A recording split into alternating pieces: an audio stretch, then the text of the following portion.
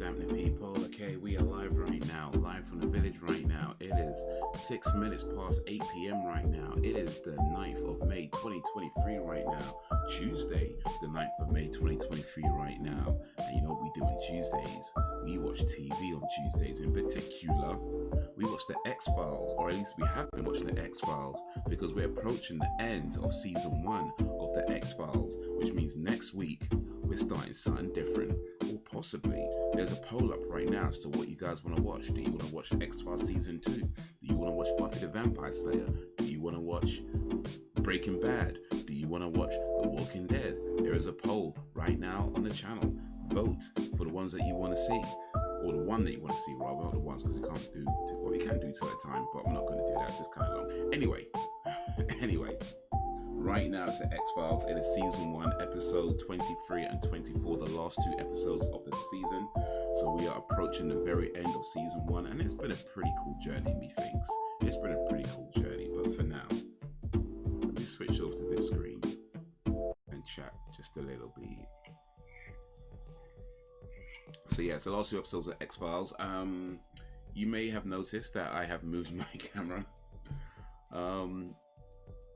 It feels kind of weird. I'm used to it being over here, but it probably is better over here, or maybe it's not. Let me know. Let me know. But yeah, I've moved my camera just a little bit, something a bit different. But yeah, it is X-Files.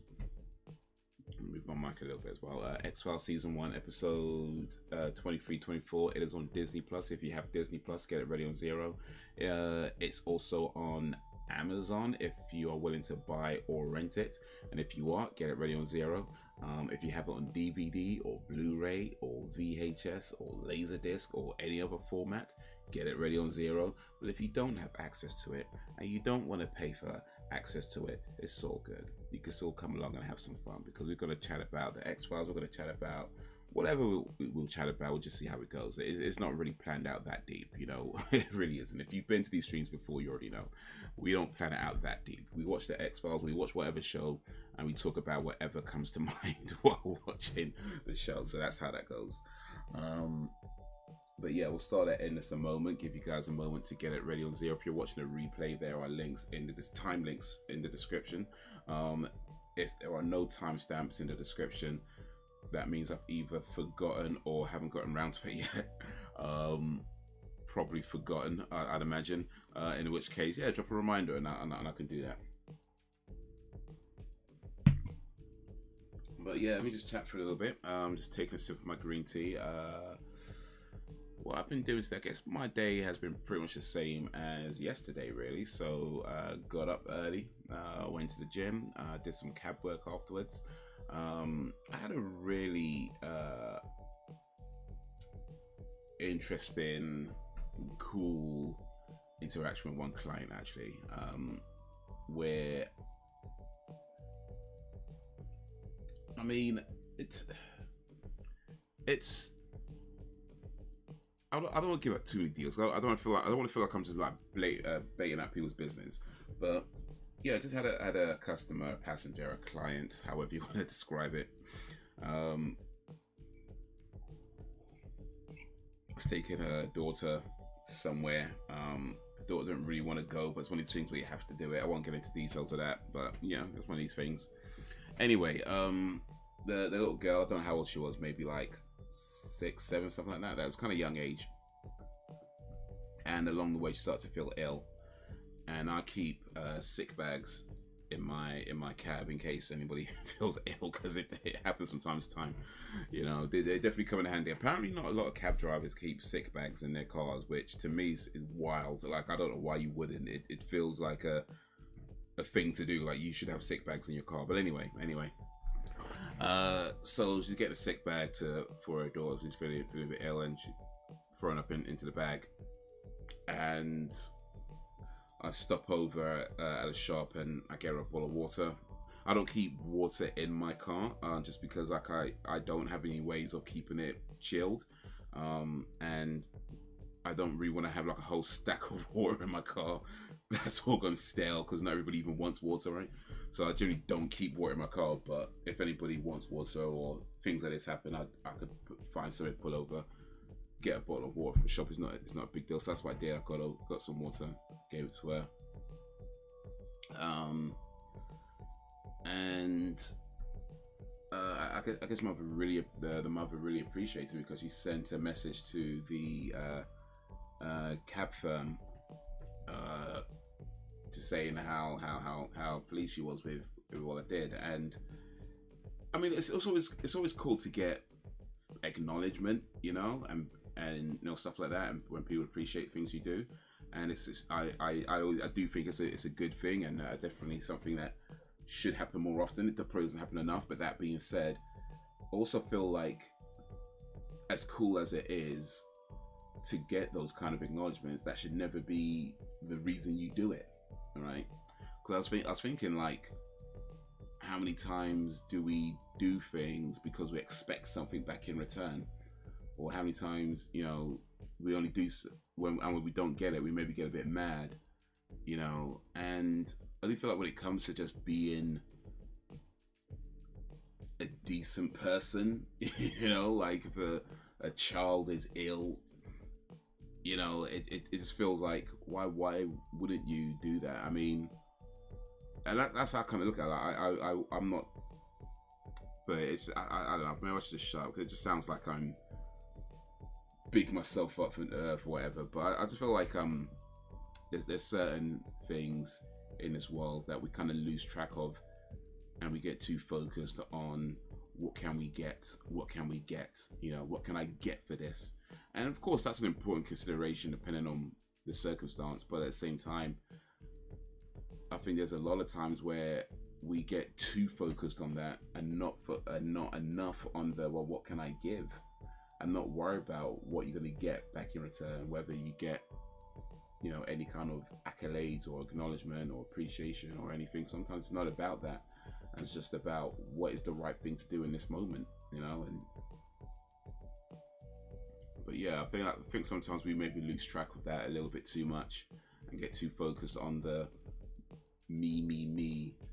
And of course, it is not. I don't think it's a bad thing to be selfish per se, but even that has to have its kind of limits and realms of where you operate your selfishness. Because on one hand, it's like, yeah, you need to think about what benefits you and what doesn't benefit you, and where you might be putting yourself out too much or exposing yourself too much to a particular thing or danger or adversity or something, where the risk might be just too high and things like that. And if these are, of course, things to think about, I'm not suggesting we don't think about them, but also feel like we can't be so focused on that we just forget to be human, you know.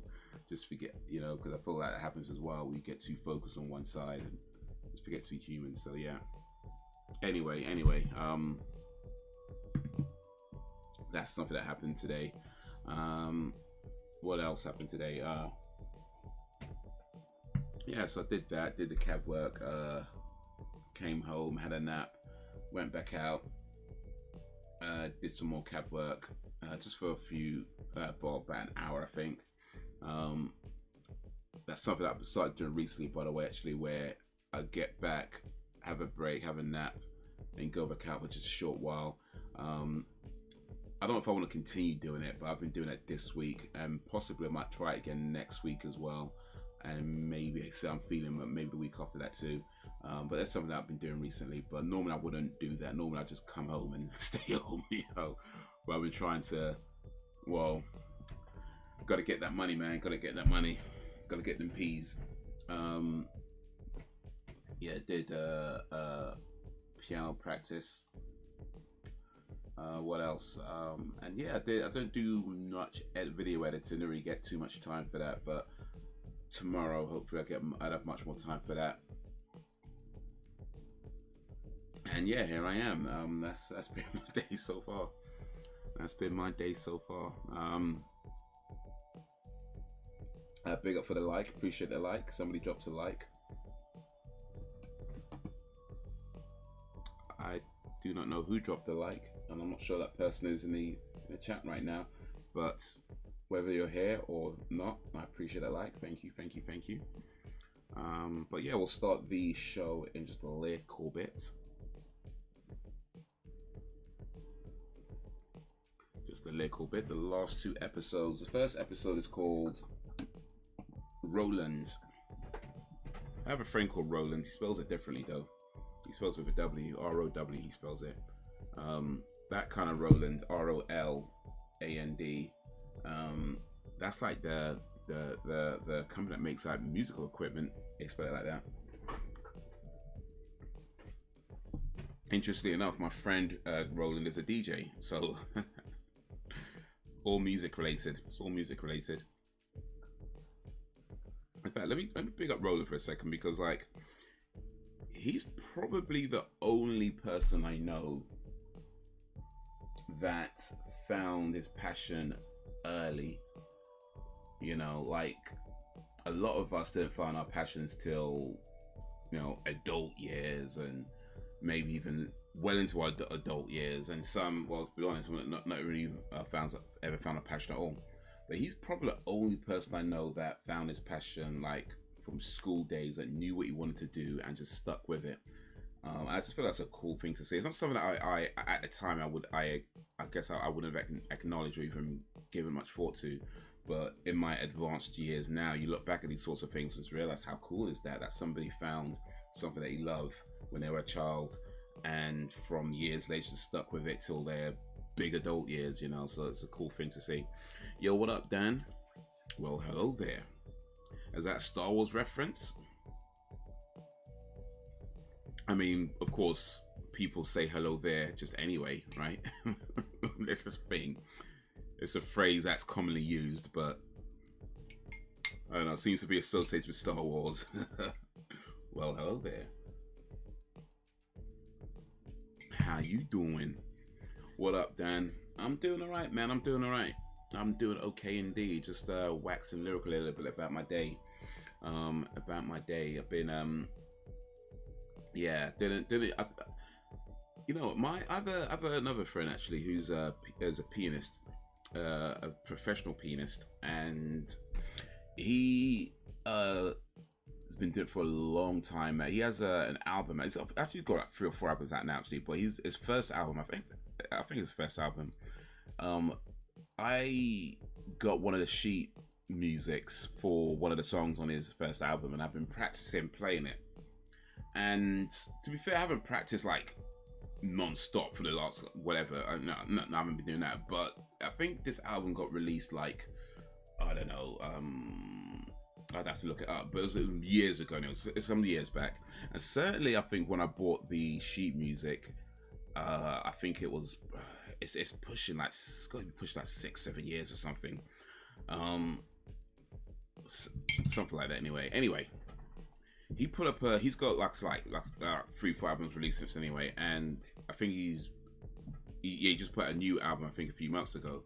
But he posted on his socials today saying that the sheet music for his new album, or one of the songs on his new album, is available. And, you know, just saying things like, yeah, looking forward to hearing your renditions and stuff like that. But I'm just thinking, like, you know how long it took me to learn that one song from his first album? Like, it took a while.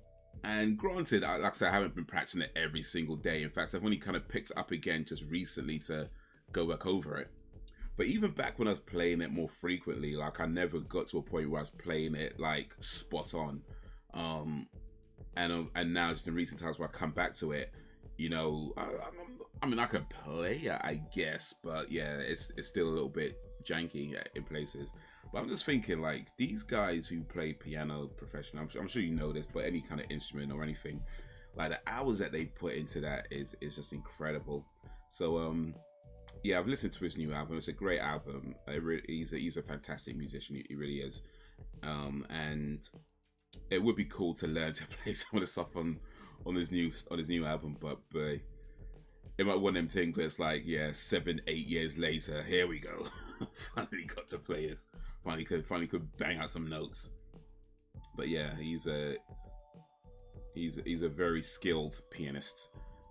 And I'm just somebody who practices for a few minutes every day, or most days. You know the feel, yeah, man.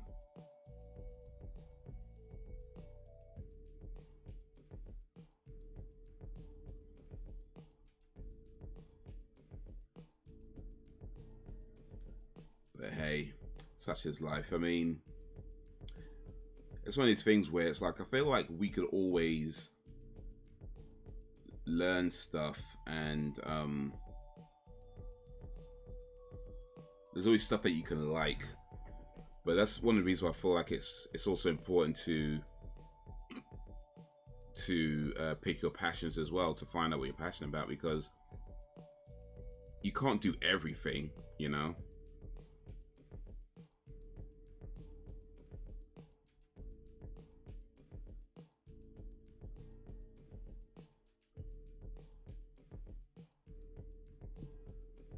You can't do everything, but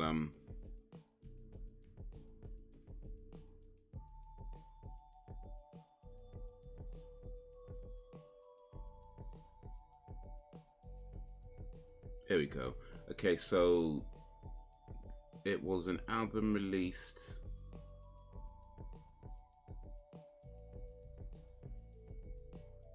in 2014. So, but yeah, it's close to 10 years ago that it came out, and I've probably been, I think I got the sheet music maybe a year or two after that. So yes, it's a while I've been practicing that, and still not quite there yet, but hey, not enough time in the day. Exactly. Yo, what up, Brax Bivvy, the place to bivvy.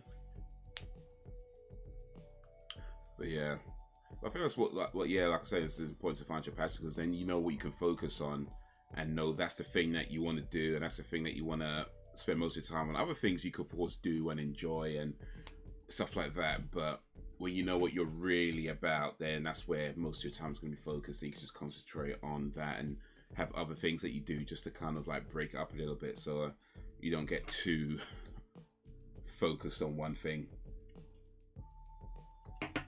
But how you guys doing, man? How's your day going? How's your day been? Appreciate you joining this live stream as we get ready to watch the last 2 episodes of the X-Files season 1. That's finished. My tea is finished. Next week, it's not official yet, but next week, I mean, it's not official what we'd be watching yet, I should say, but next week it's a start of either a whole new season of the X-Files, or the start of a whole new season of something else. It hasn't been decided officially what's happening, but the poll's up, and there's something that's in the lead by a big margin at the moment. So but hey, we'll see. We'll give it time, man. We'll give it time. Give the others a little time to catch up. Smile of mind. Awesome, man. Awesome. Good to hear, bro. Good to hear. I moved my camera, by the way. I don't know if anybody noticed. I don't know if anybody even cares. I moved my camera.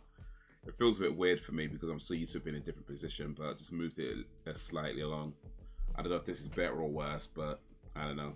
You let me know.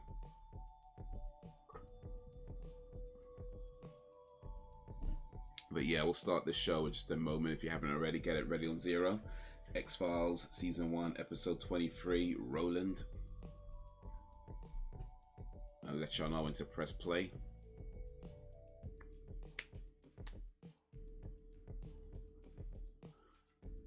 But yeah, we are almost through. Almost through.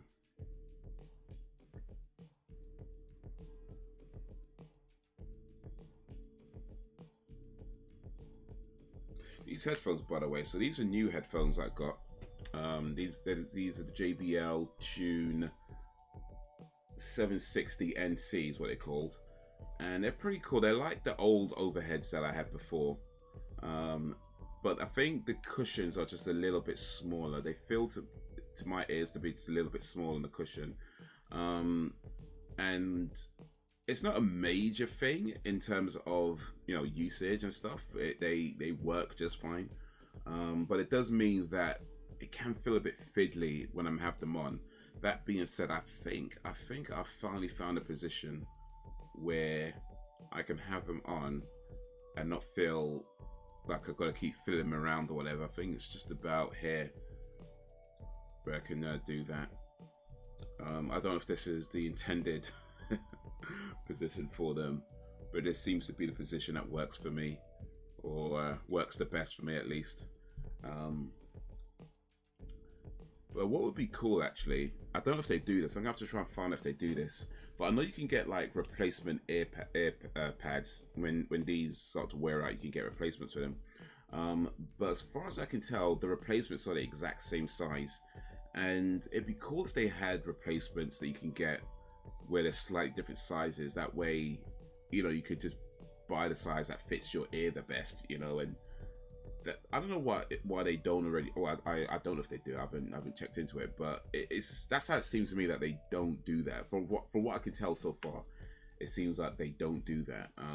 But I'm gonna have to maybe send an email or something and see if there's a place or somewhere where you can get just slightly bigger ear pads.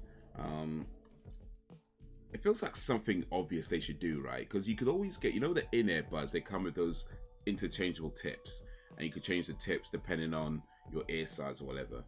So it just feels like an obvious thing. Like maybe they don't come with the earphones, if that's fine, but it feels like an obvious thing that if you need to, you can buy replacements at slightly different sizes depending on your ears and, you know, which one works best for you or whatever.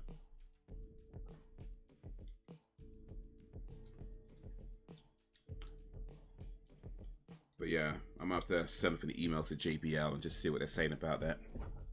But for now, let's switch over to this screen.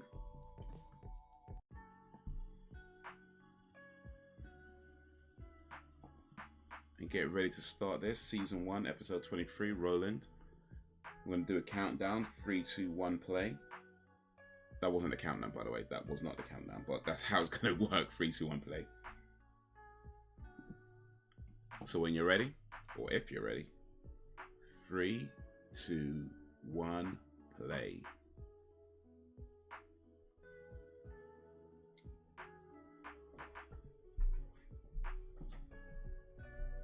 MAN Propulsion Laboratory, Washington Institute of Technology, Colson.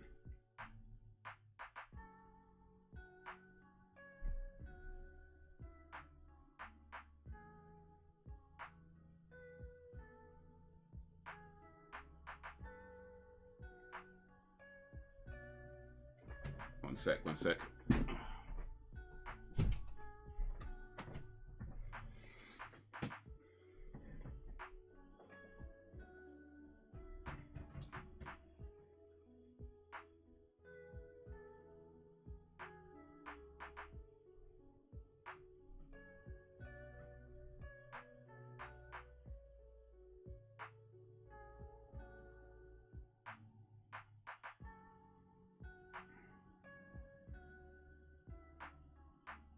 Yeah, Roland might be having some issues by the looks of it.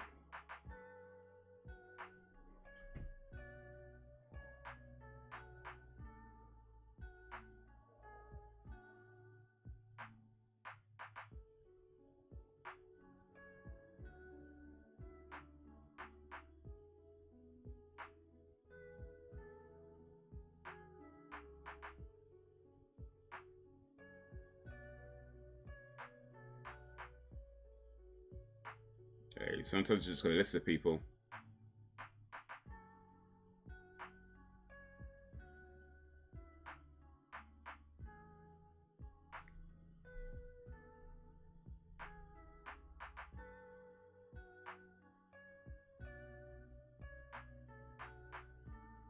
In the name of science.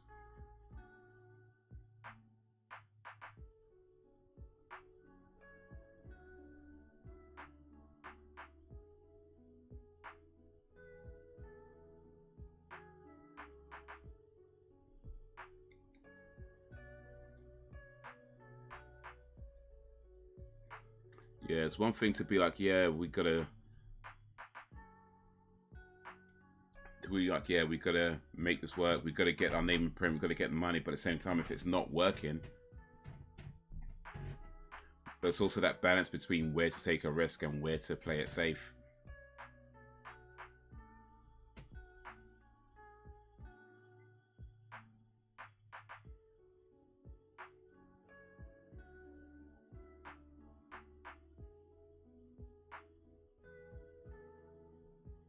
Roland looks kind of familiar, but I'm not sure. I mean, I guess I would have seen him in this before when I watched it the first time, like 20 whatever years ago, 30 years ago.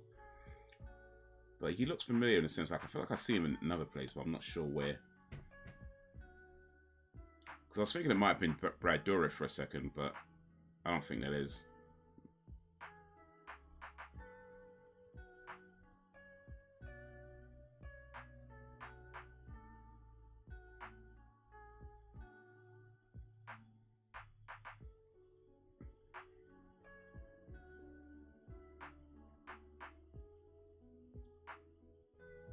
Uh-oh, what's Roland doing?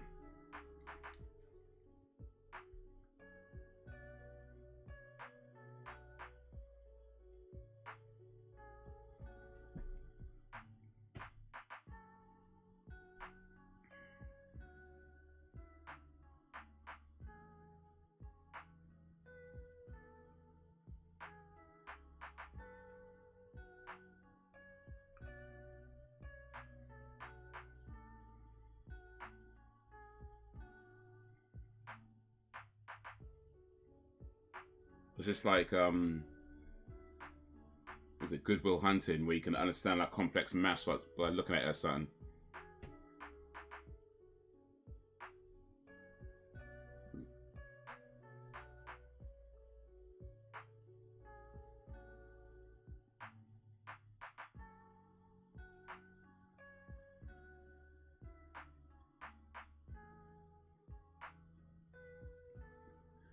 Yo, Sam.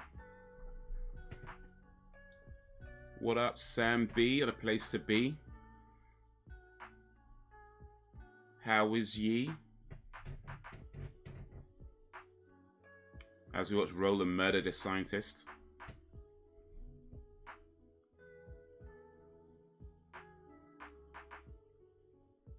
And then clean up.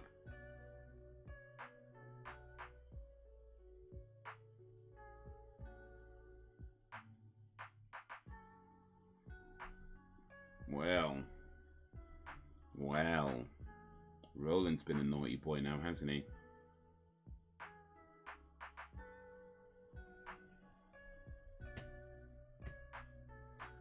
Paranormal activity.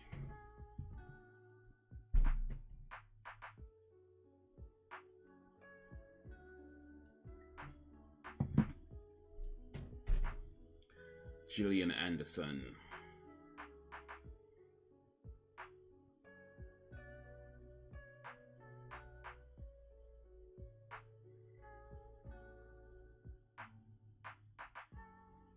Truth is out there.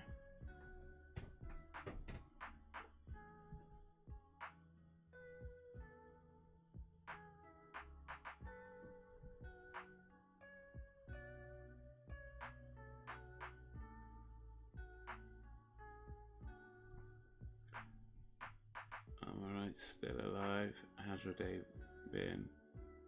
Still alive. Well, that's usually a good sign. My day's been okay. My day's been pretty okay actually. I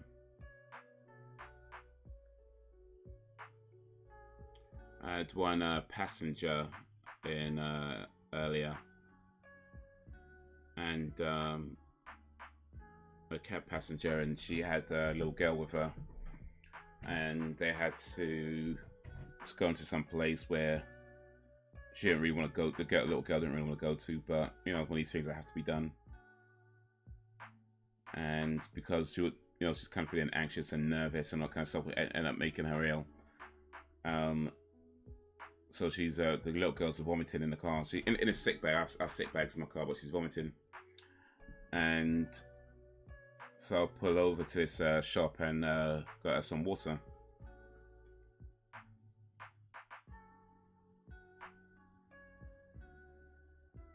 And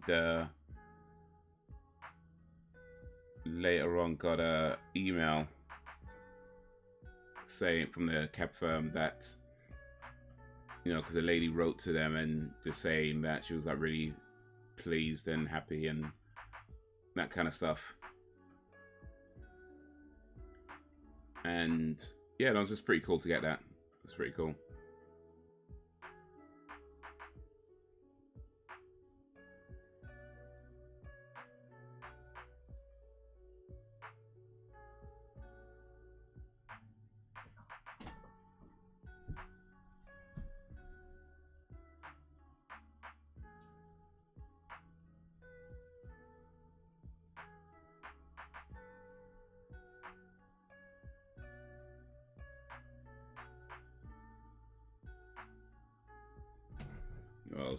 They say he's not a rocket scientist, but hey,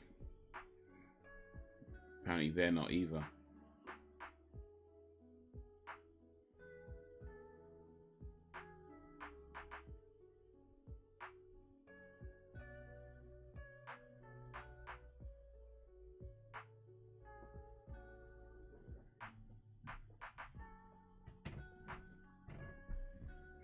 But yeah, that's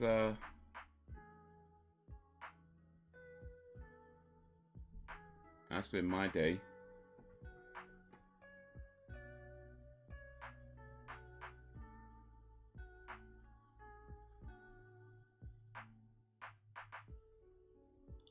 That's nice of you. As a mother of a child, it can have struggles like that. That's wonderful. You know, the girl was okay. No, I appreciate that, Sam. Thank you. Yeah, I think she was okay in the end. She seemed to be fine. It was, I think it was more, I mean, at least according to the mother, it seemed to be like more anxiety rather than an actual illness. Just for some of the things that she unfortunately been dealing with. I won't bait out their business and nothing, but yeah, it's just some, you know, personal family stuff and struggles and things. And I guess, yeah, just I think the girl was like 6-7 years old or something. So it's just caused her to start feeling a bit anxious, and that anxiousness maybe made her feel physically ill.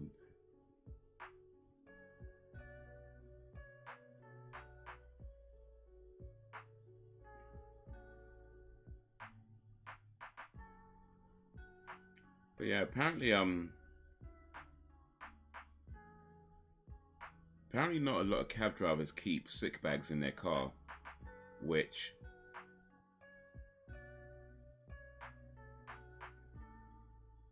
kind of sounds wild to me. Like, I mean, why wouldn't you keep sick bags in your car? You know.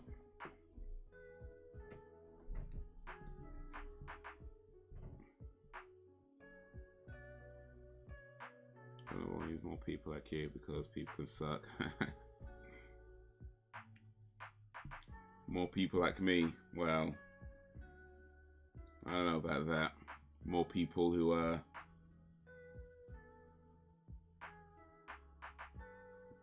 weirdos and deeply insecure about a lot of things. I don't know.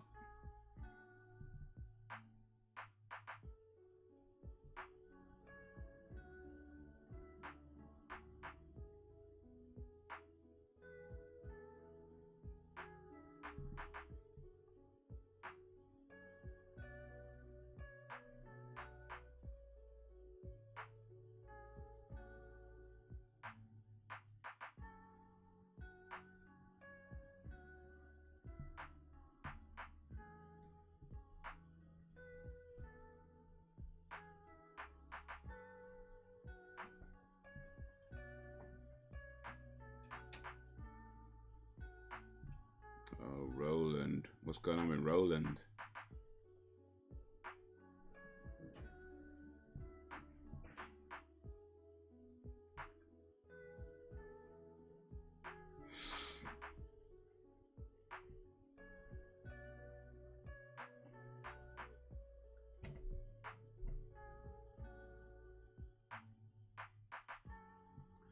Yeah, aside from that, I mean, I guess pretty normal day for me, really. Had a little piano practice.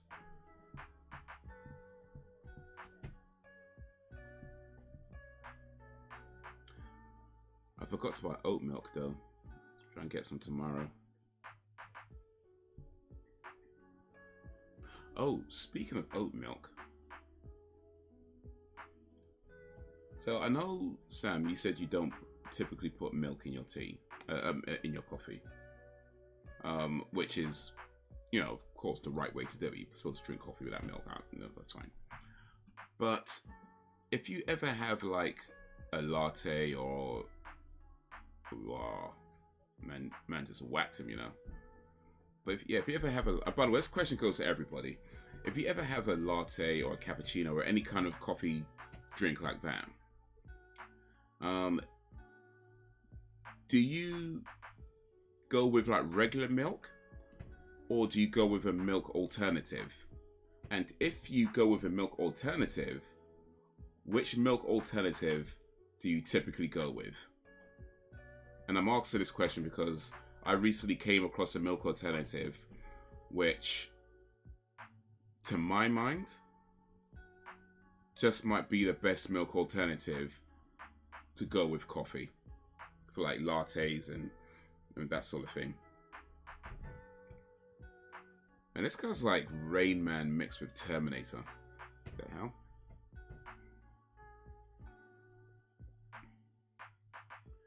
Trust me, I'm right.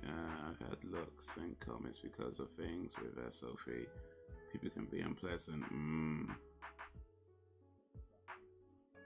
pretty sure I'm lactose. That's why I don't have milk.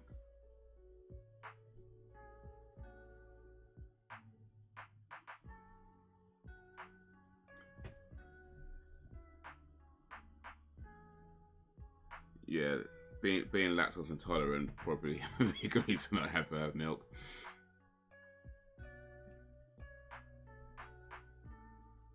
But yeah, I don't know if I'm lactose intolerant, but I do find that there's only so much milk I can have before I start to feel like, oh. So I typically avoid it, especially if I'm out of the house, because I don't have to use the number 2 toilet if I'm not at home. But yeah, I was at the what's it called? Cafe Nero, and they were doing this coconut latte, they called it. It was caramel coconut latte. And it's a caramel latte but made with coconut milk. And I was trying that. And I feel like coconut milk just might be the best milk alternative for coffee. Like coconut milk is fine on its own. Like just regular coconut milk is fine on its own. But it goes really good in a coffee. Like, so yeah, that just might be my new favorite milk alternative for coffee. We don't eat cheese, I bloat and feel crappy, but it's worth. Oh, for sure. Gotta plan your days off if you ain't gonna eat pizza or a cheesecake.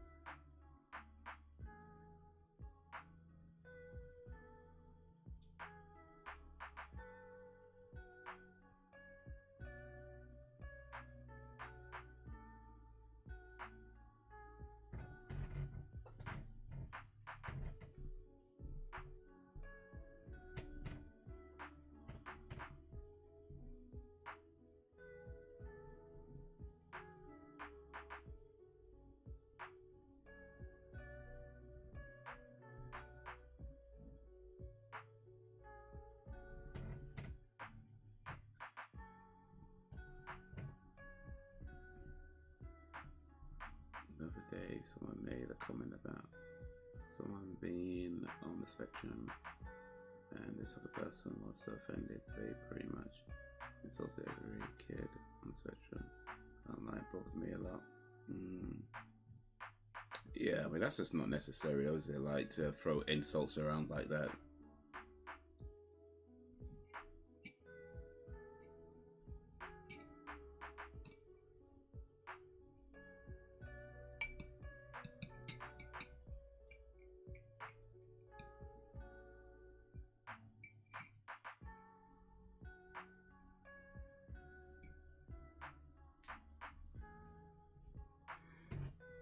You know, and a lot of it's just out of ignorance, you know.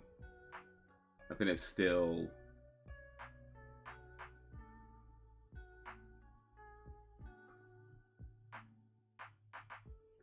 some people who don't fully understand. I mean, I guess to be fair, a lot of us don't fully understand autism and that. I mean, if you're not directly involved or affected by it, I guess you wouldn't necessarily fully understand it.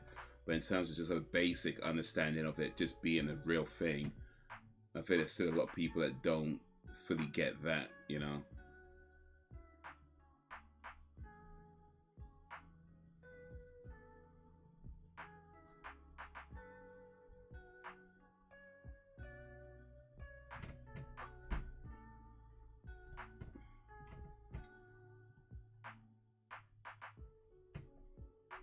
Halfway house, ain't that a prison?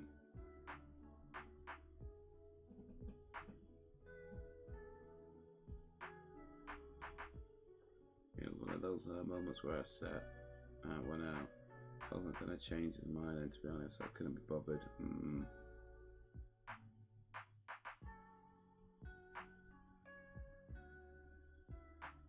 Yeah, you gotta pick your battles for sure. Gotta pick your battles. Not everything is worth fighting.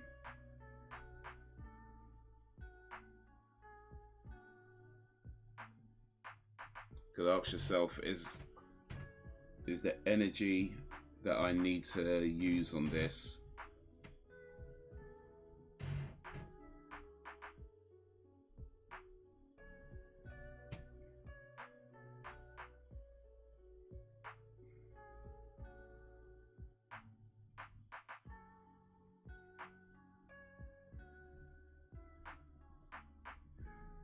this is one thing we can all be guilty of.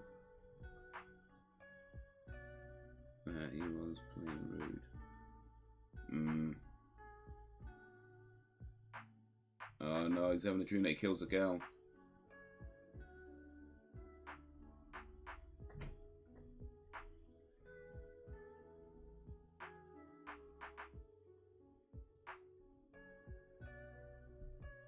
Yeah, the thing is, like, I think there are, I mean, there's definitely people out there who, you know, their mind's made up, right? Their mind's made up. You can't, like you say, you're not going to change their mind. No matter what you say to them, no matter what facts or logic or whatever you come with, their mind's made up, and they're not changed it for anything. And yeah, I think people like that are just generally not worth bothering with, because like they're on a path that nobody's gonna take them off, and it's just gonna lead to wherever it leads. And a lot of times, or at least most likely, it's probably no way good. But the more time you spend arguing with people like that, it's just wasted time for you, because they ain't gonna change. In fact, one thing I'll say that I've learnt over the years is that there are people in this world who are far better at being negative than you are at being positive. You know, like, you might try and have an attitude that says, you know what, I could do this, I could do that, maybe I could talk to him, da-da-da. But this person is way better at being negative, and way better at being ignorant, and way better at being all those things than you are at being positive. And yeah, when it comes like that, it's just like, you know what? Let them to themselves. Just let them to themselves.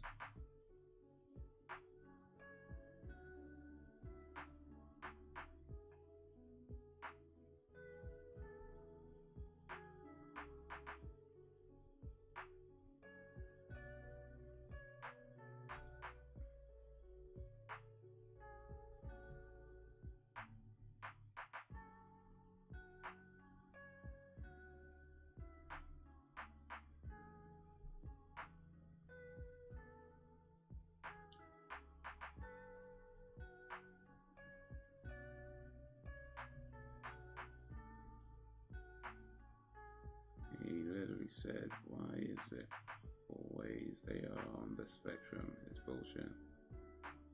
Yeah, that's just plain ignorance. Ignorance coupled with rudeness.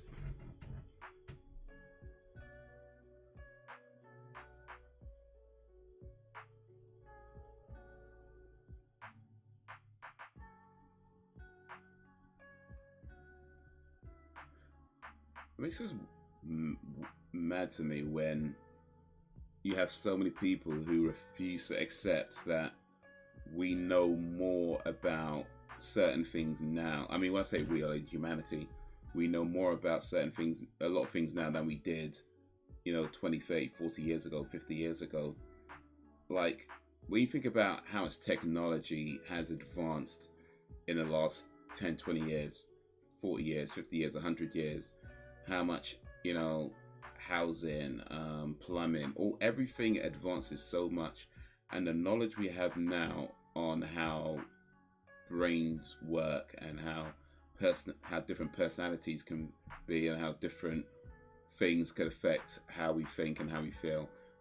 What we know now versus what we knew, you know, 40, 50 years ago is massively different.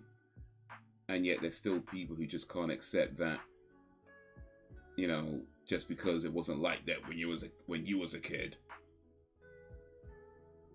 You know what I mean?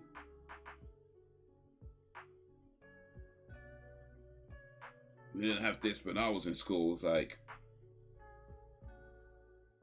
people didn't know about these things back in the 70s.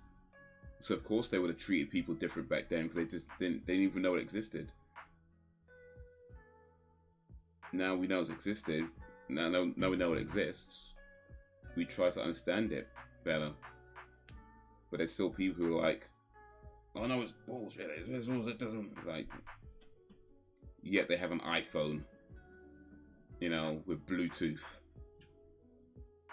You know what I mean? It's like, same people got all this technology there on the internet, on social media, yet they can't accept that people evolve and change and adapt, and we learn more about ourselves as we go along as well. I don't know, it's mad to me.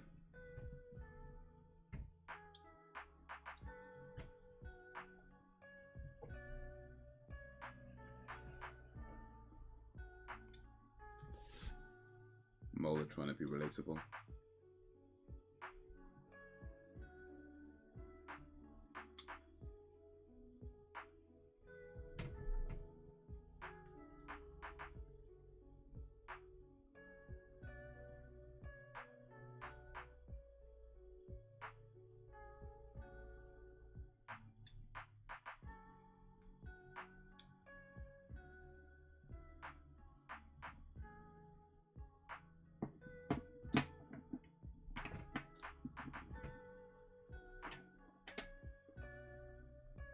This can be like that.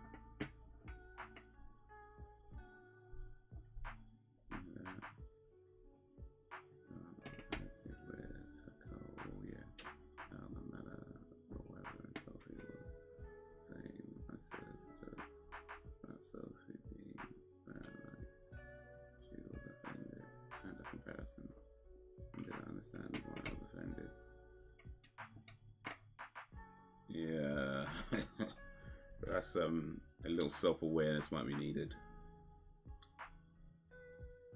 How's your sister doing, by the way? Is that the sister that had the hospital?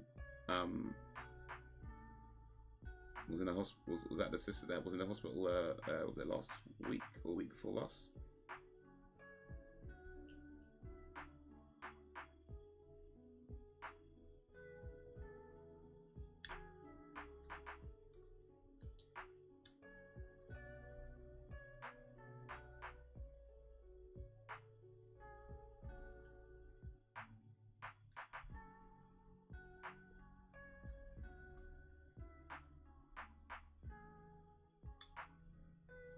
So she's fully recovered now. Okay, that's good.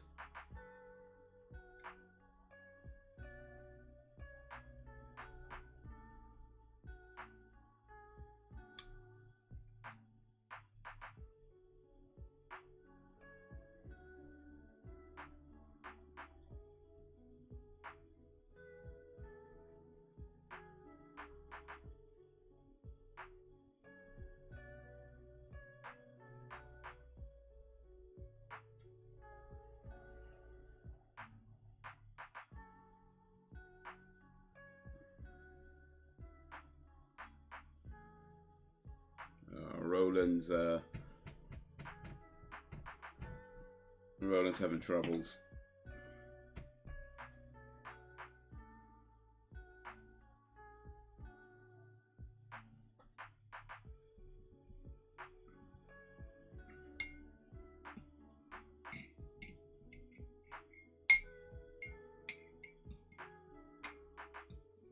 Sophie don't get along anyway. Sophie doesn't like her. Well. Well.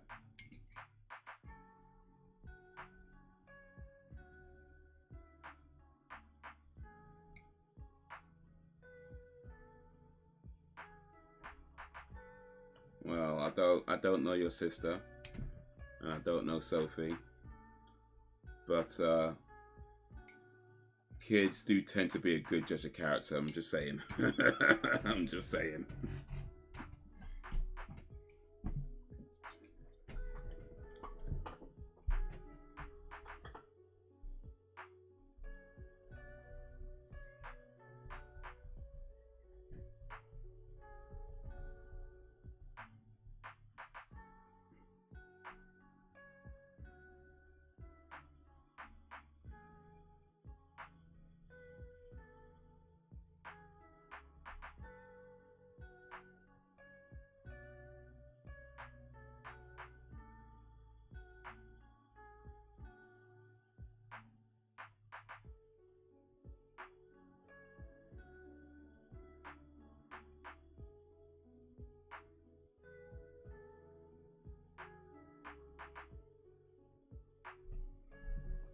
That's a crazy fairy, Mulder.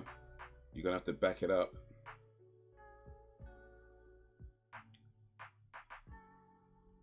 Despite it, Sophie has no problem telling her how she feels.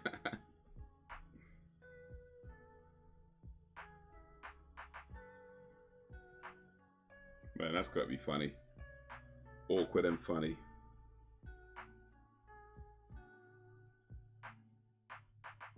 Awkward and funny in varying amounts.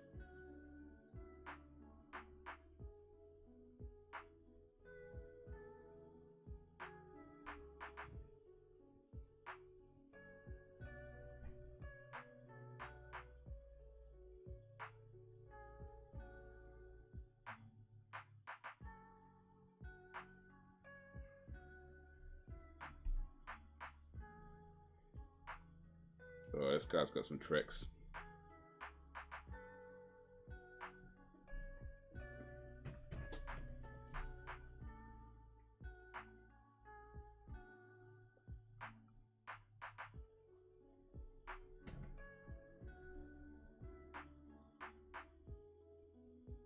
By the way, so yesterday when you were saying that you were going to change your vote, I'm going to go ahead and guess that you changed your vote to The Walking Dead. That's what I'm going to go ahead and guess. And I'm going to guess that you changed it to Walking Dead. Not necessarily because that's the show you want to watch. Or at least not as part of the live streams. But I'm guessing you changed it to Walking Dead for the sake of Walking Dead just not being on zero. Have I guessed correctly? Or am I way off base?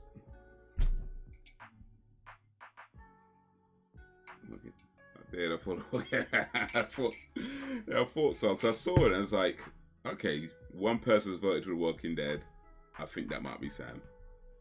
But then I remember what you said about you don't want to do The Walking Dead because of the having to concentrate on that show and not the chat and that whole thing. So it's like, you know what? Maybe it's not for the sake of watching it, but just for the sake of it not being on zero. It's a good plan. It's a good plan.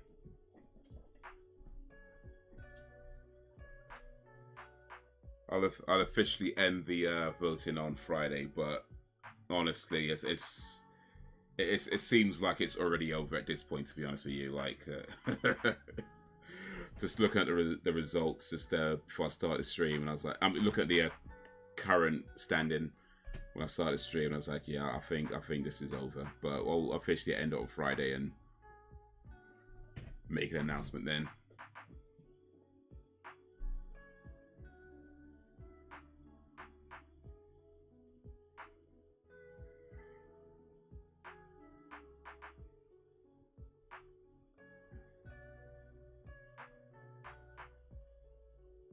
You know, it's my favorite show, but it's a show I like to focus on, and I can't deal with it being on zero. Tis a damn shame. Yeah, I think Walking Dead I do want to watch, but I think I'm probably gonna have to watch that away from the live stream sphere, at least for now anyway. Because I know I'm well behind that. In fact, it's like over now, isn't it? They've completed it. I know they're doing like a bunch of Walking Dead spin-offs, which I don't know if I want to bother with, to be honest with you. But I do want to get through the main Walking Dead series. But I'm probably just going to start again from season 1 at some point, and then watch them all the way through.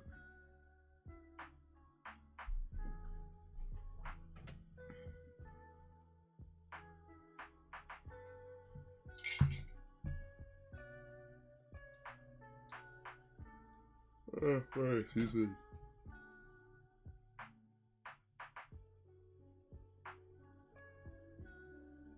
Yeah, I'm surprised both was on there, to be honest, because you watched it not long ago. Yeah, I kind of put it there for mainly that reason, because I figured it's kind of fresh in my mind. That way I don't have to concentrate super fully on it.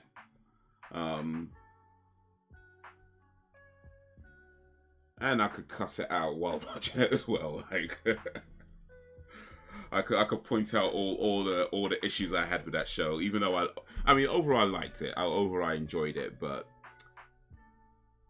bit of issues with that show, man. I figured, you know, if I could point them all out and make fun of it while watching it. Just do.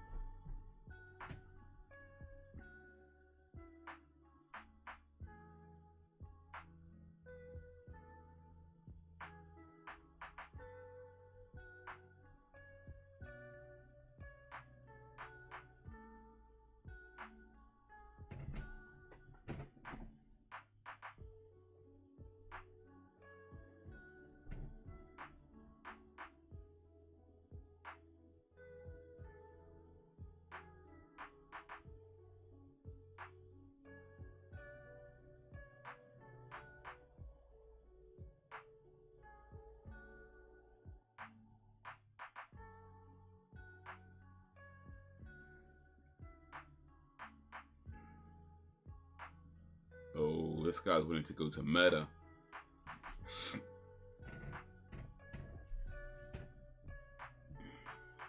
Man brought a gun to the lab.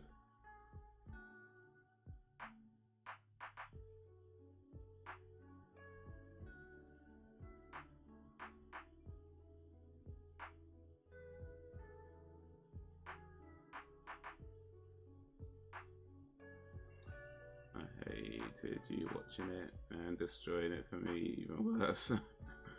All the times you were right, that sucked. Well, what can I say? I'm good at what I do. But yeah, no, I did enjoy the show. I really did. But you know, I like to take the piss out of stuff. And a show like Buffy from like 25 years ago, there's always gonna be stuff you can take the piss out of by now, because there's those are things that show that just didn't age well.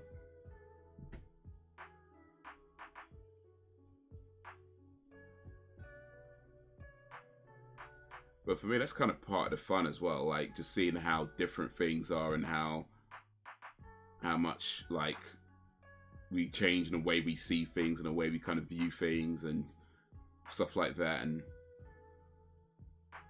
it's kind of part, for me, that's part of the fun of watching the older shows. Because at the time, like, it wasn't a big deal, or it was maybe considered like really cool or whatever.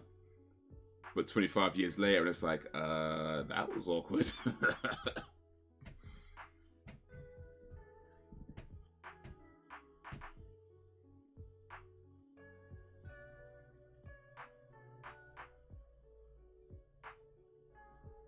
Yeah, but then I'm questioning myself and my life choices, pointing out how toxic I am. Well, maybe that's where we get it from, these old TV shows.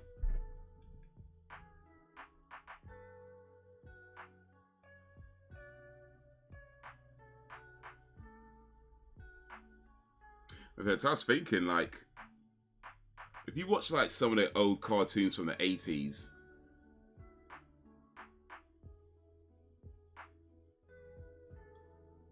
like the amount of like sexual innuendos were in those old cartoons was crazy. And of course, as a child, you don't notice these things, right? You don't even know to look for it. But yeah, if you watch any of these like old sort of 80s children's cartoons, and it's just like, oh, okay. I know He-Man get down like that.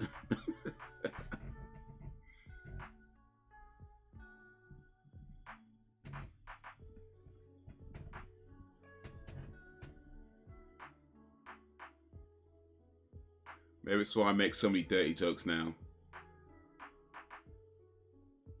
Subconsciously inspired by 80s cartoons.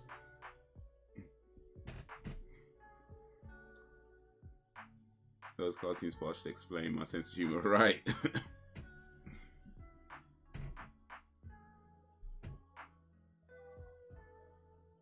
Spike tried to rape Buffy. I'm like, he's still hot.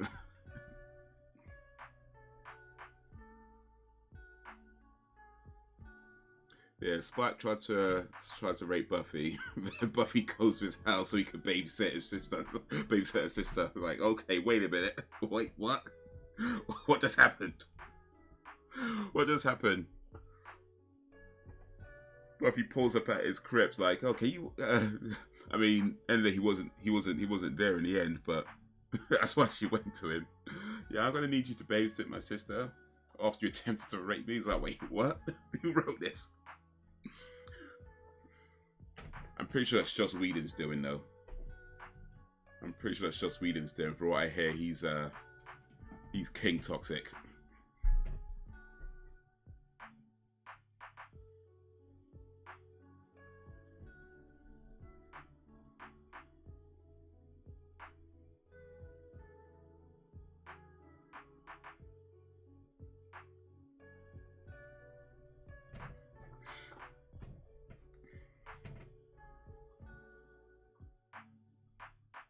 But yeah, we'll say Spike's redemption arc though.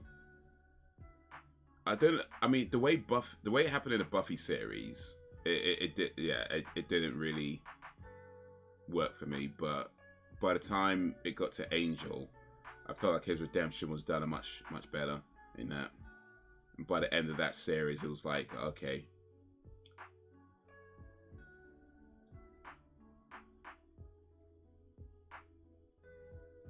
He's alright. I mean, he's not alright, but he's alright. Yo, what up, Ben?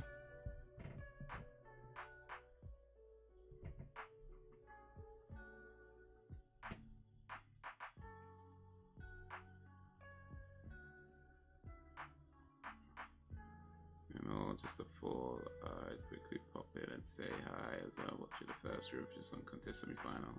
We'll try to return later if you're still streaming when it's finished. Oh, is that today? Oh wait, semi-finals is... They do it in like multiple days now. No, have a good evening. Appreciate coming through though, Ben. Whether for a little bit or a lot of bits, I still appreciate you coming through.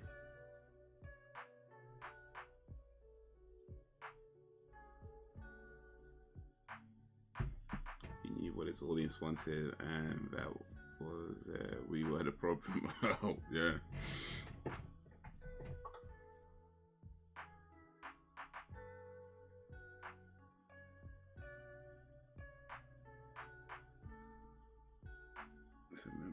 a fan of Buffy and later on Angel. Yeah. Well, that was episode 23 of the X-Files, Roland. That was a pretty interesting episode, methinks. You know, they had the twins where one of them died, but except he didn't die, he was in some kind of cryostasis, and twins having psychic connections. He somehow in cryostasis managed to enhance his psychic connection with his twin to get him to do stuff that nobody would think he was able to do, and kill off his former work colleagues after they stole his ideas after he died. I mean, why would you... Here's the thing though, I don't think they explained this in the show, and if they did, then maybe I missed it. But if this guy died and before they published his work, why would he be mad that his colleagues completed it and took all the credit? I mean, I guess well, let me explain. I guess I understand why he'd be a little bit ticked off, but at the same time, it's like he died, or at least he's in a state where he can't do anything with it. So it just is what it is, you know. At least it's getting out there, right? It's not like they killed him and then stole his work. Because if they did that, then yeah, I get it. You know, cemetery was that go Pet Cemetery him all the way through. But if he just died through some other means, or you know, died through some other means, and then they stole his work, yeah, it's a scumbag thing to do. I ain't gonna say, I ain't trying to say that. But at the very least, it's like, well, they're completing it. It's getting out there. It's just maybe a shame that they're doing it in a bit of a scummy way. But rather than killing them, maybe just like mess around with them a little. I feel like would a better thing to do. Just mess around with them a little bit, like throw them off base and you know, make them second guess themselves the whole way through. Like killing's a bit much.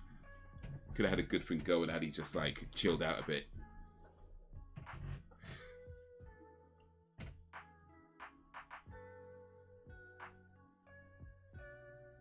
So on Tuesday, so Fellas 2 on Thursday, Grandfather. Okay, it's like free dating. All on BBC One. Okay. 3 days. I swear it used to be just one day, or at least one day that was on TV. But yeah, shows how out of the loop I am. But yeah, appreciate it, Ben. Hopefully it's a good event. See, we are the problem. I'm set in my ways. I like Buffy cartoon, but I didn't watch it. It was a Buffy cartoon, okay. It was a Buffy. I know it was a Buffy comic series. I never read that though, but I see it pop up in my news feeds every now and then about stuff happening there, and Willow being a new vampire slayer or something, or something. But yeah, I mean, you know, I think there's some truth to that about the audience being a problem in some cases, because sometimes the audience, let's be honest, like we do like toxic things sometimes, and not to say that we like toxic things in, well, actually maybe in real life a little bit, but in, you know, certain areas. But there's certain things that when you think about the types of movies we watch, the type of music we listen to, there's certain levels of, I don't know if you want to call it toxicity or negativity or whatever you want to call it, but there's certain things that just kind of appeal to a lot of us.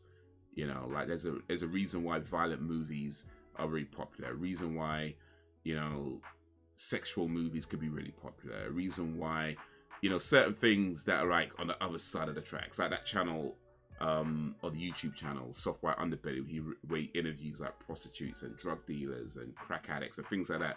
Interviews all these people from the other side of the tracks. I think there's a lot of us who subconsciously find that sort of thing fascinating because it's a life that we don't live, and it's so different to what we see in our normal day to day. And anything that has an air of mystery to it is always going to have that kind of like appeal in a way. But then, and that's fine. That's fine, right? But then, of course, it becomes a problem where not only are you just watching a show about toxic people, right?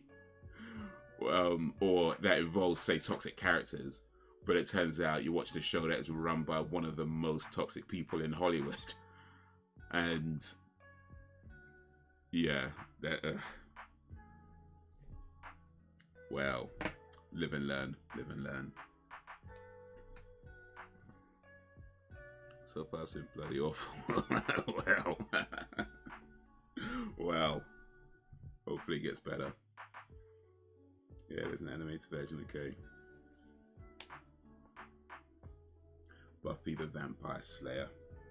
Alright, I'm going to take a quick little break for a few minutes, and then from whence one returns, we shall start the next episode of season 1. Well, the last episode of season 1, really, which is episode 24, Erlenmeyer's Flask. So yeah, I'm going to take a quick little ting, be back in a little bit, and then we go from there. Toxicity is more sexy simple. Even if we don't have those people in our lives, it will forever appeal to us in some way. Oh, for sure. For sure. That is the truth. We want it. We might not admit that we want it, but we want it. We want it. Sometimes we want it a little bit too much. Sometimes. Alright, be right back. Ooh, not supposed to say it for horror movies.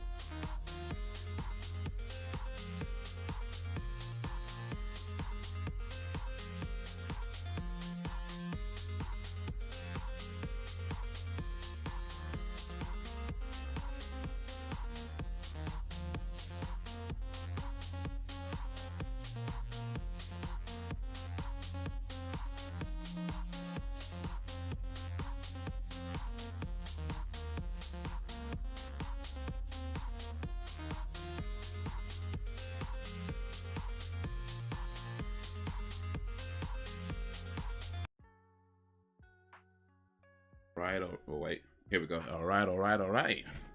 I is back, y'all. I is back. If you haven't already, get it ready on Zero, season 1, episode 24. I is back, y'all. I is back. Thank you for sticking around. For those who stuck around, thank you for joining. For those who have joined, all right. About to start it. I'll let you know when to start in a moment, but I'll give you a second to get it ready on Zero if you haven't already. But this is about to be the last episode of season 1 of the X-Files. It's called Erlenmeyer Flask. But he's back again. Should I play my back again for myself though? I don't know. Should I do it for myself or should I only do it for other people? Oh, let me do it for myself. Guess who's back again.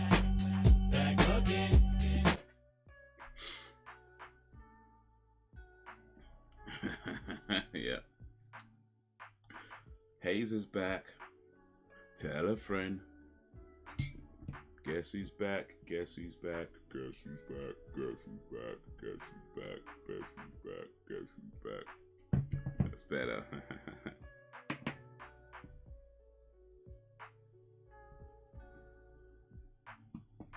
All right. So, I have a question I'm going to ask everybody before we start this next episode. And the question is, we're just talking about toxicity. So my question is, what is your toxic trait or traits? Now, I recognize that could be depending on, you know, that might be something very personal. If you'd rather not get personal, I totally understand. You know, I totally understand. You know, you don't have to put out personal stuff on the internet if you don't want to. I'm not staying out. But if you have a toxic trait that you don't mind sharing, what is your toxic trait? And I'll start this episode. Wait a little while and I'll tell you mine. One of mine. I might have a few actually. All right, here we go. So, if you're ready on Zero, Season 1, Episode 24, Erlenmeyer Flask. We're going to go 3, 2, 1, play. Okay, let me just hit that button because I missed it. So we're going to go 3, 2, 1, play. And in 3, 2, 1, play.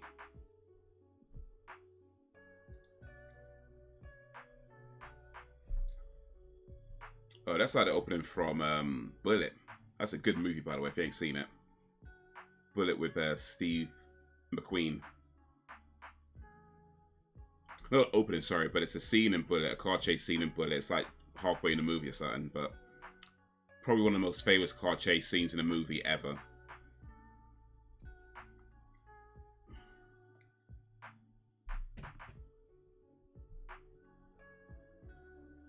Never talking about stuff, then blowing up over something small. Oh, yeah.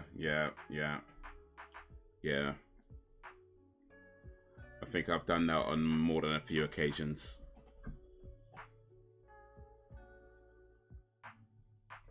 I think it's that thing between like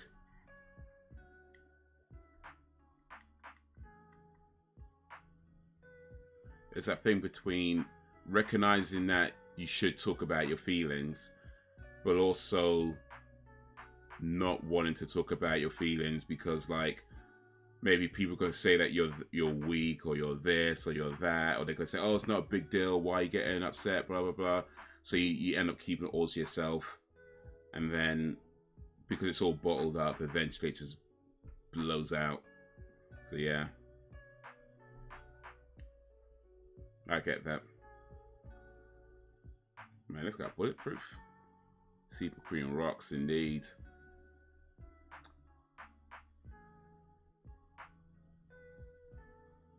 Bullet, Magnificent 7.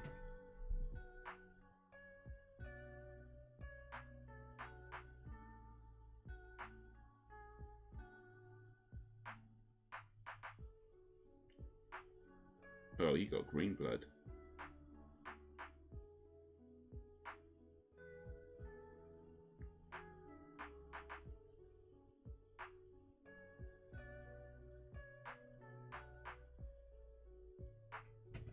I had a bad habit of never listening to others when pointing out why I am in the wrong. That's something I'm working on.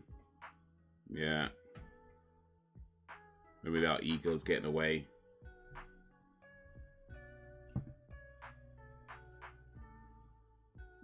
I think to be fair though, sometimes when people are telling you that you're wrong about something, they do it in like the worst ways. And I know that shouldn't matter, all right? If you're wrong, you're wrong. If they're right, they're right. I get that.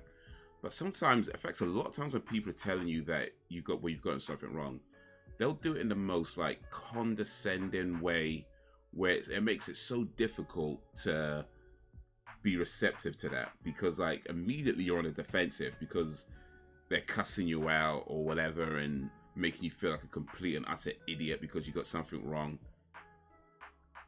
And so it makes it so much harder to just accept that you got something wrong because you're on the defensive, and now you're trying to like protect yourself, protect your ego, protect this, you know, and everything else. then you end up maybe like either not listening to them or blowing it off, or maybe attacking back.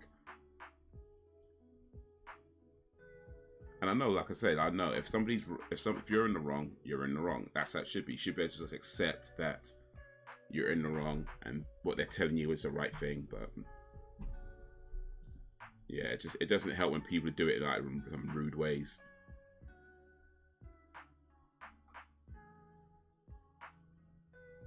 Fight or flight, right? Exactly.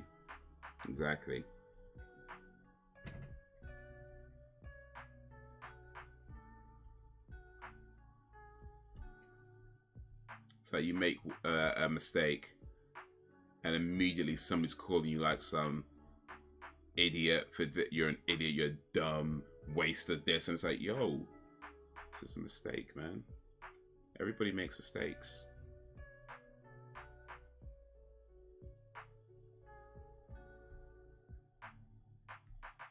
All right, here's one of my toxic traits. Here's one of my toxic traits. And this is probably, I imagine this is probably a pretty common one as well.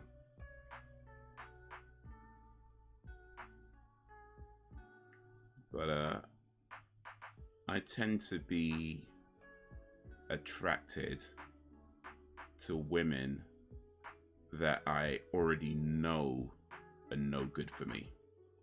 You know, like I already know they're no good for me. Like, whether it's their character is off, you know, whatever. But yeah.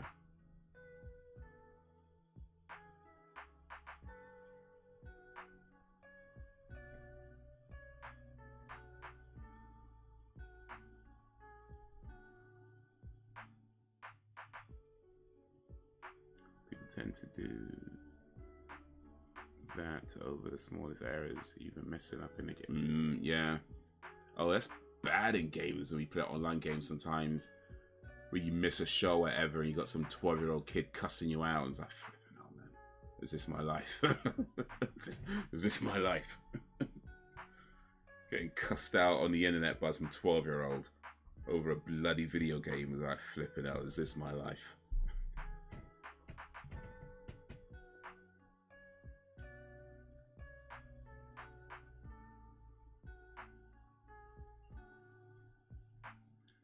Because I'm adult, so I'm supposed to know better, but people forget I dealt with a lot of trauma, a lot of suppression, and I have my struggles, yeah.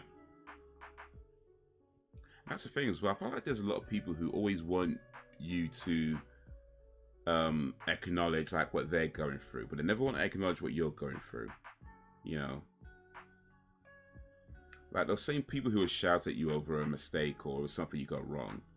You know, when they make a mistake, like they've got all the excuses in the world and why you're in the wrong, and oh, you know, I'm going through this and I'm going through that. But when you go through it, they never extend that same courtesy to you. You know what I mean? They never want to extend that same courtesy to you. They still want to cuss you out and call you all kinds of this, that, and the other.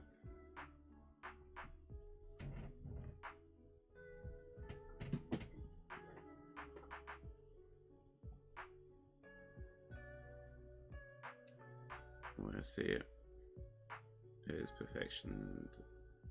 Perfection doesn't exist, and we prove that by missing out. Yeah, indeed.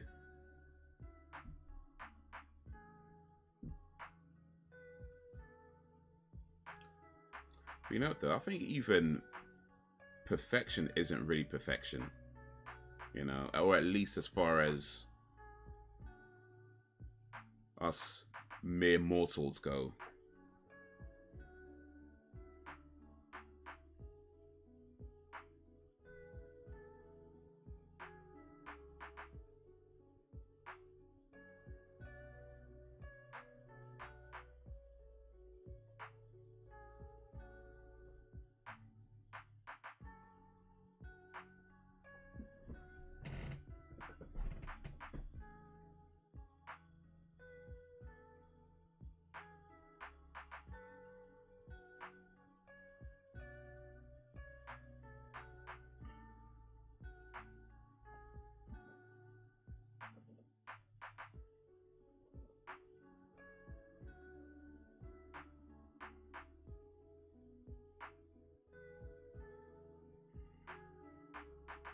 They told me one of his cards was using a crime.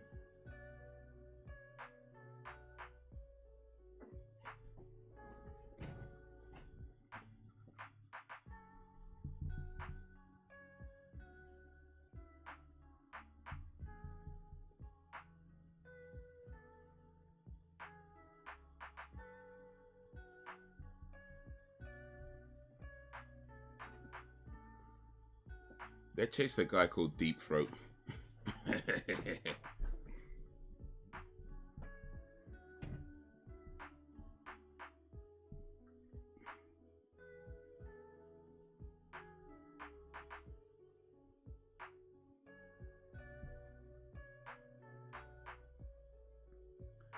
Most, if not all, my relationships, whether be partners or family, haven't always been healthy.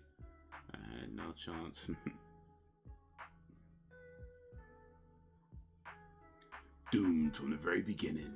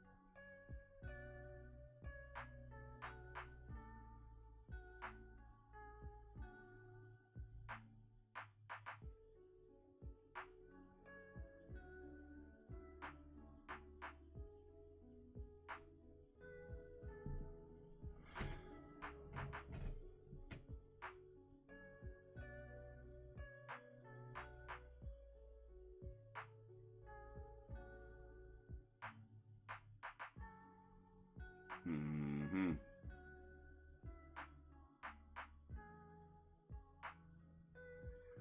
Most of the relationship I had was with my nana, but she isn't here anymore. I'm blessed I had that. That's sweet.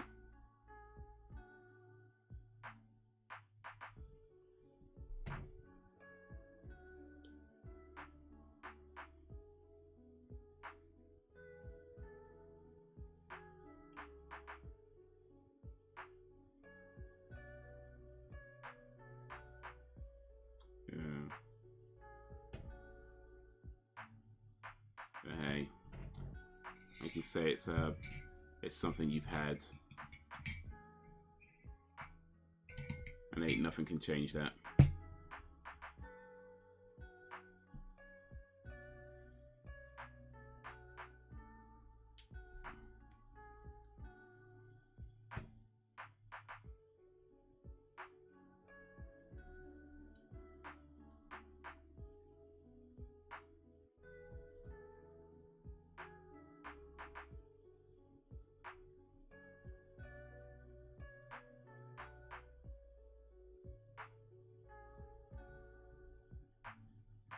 Oh, this is not going to end well. What are they doing to Dr. What's-His-Face?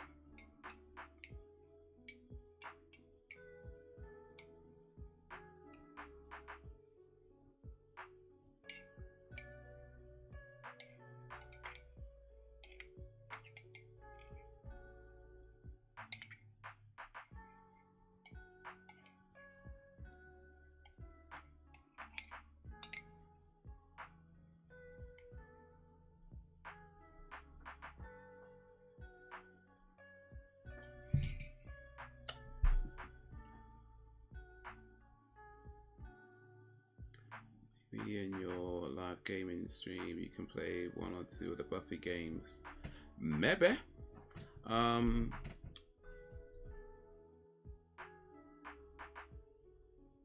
I mean, I think they're on like PlayStation 2, those games, aren't they?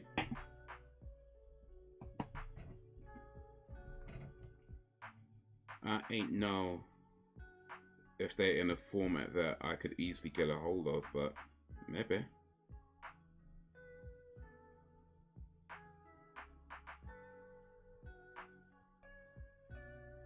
Are they any good, by the way? Because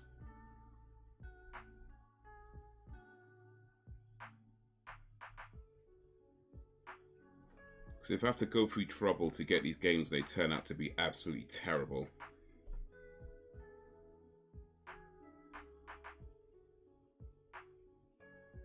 There's 6 video game adaptations of Buffy the Vampire Slayer.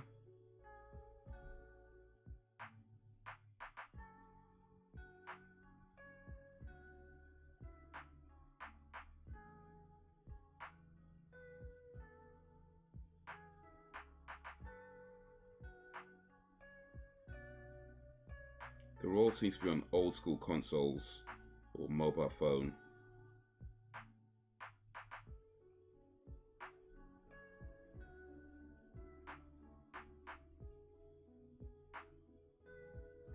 Chaos Bleeds. I guess that was the main console one.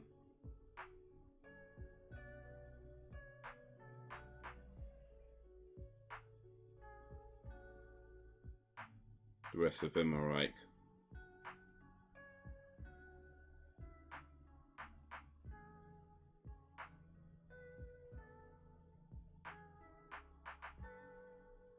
portable or mobile. Well, there's 2 on the Xbox actually.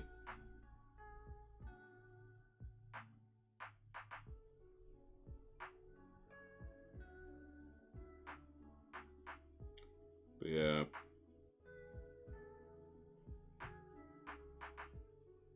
Unless it gets like re-released in like digital format, this might not happen, to be honest with you.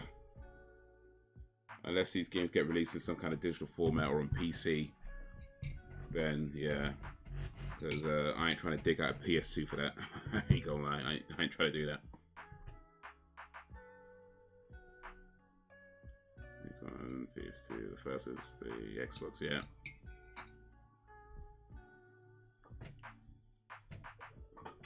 With my mum, but she wasn't perfect and she will never admit to making mistakes. Yeah. My sister's always been competitive. My dad, his family, wow, covered already. People wonder why. Wonder where I am, it might baffles. You know what? A bit of that sounds familiar, right?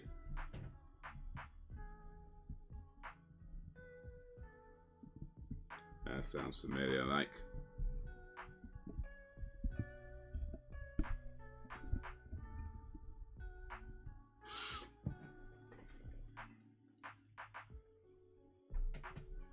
I think a while ago I had to just accept the fact that,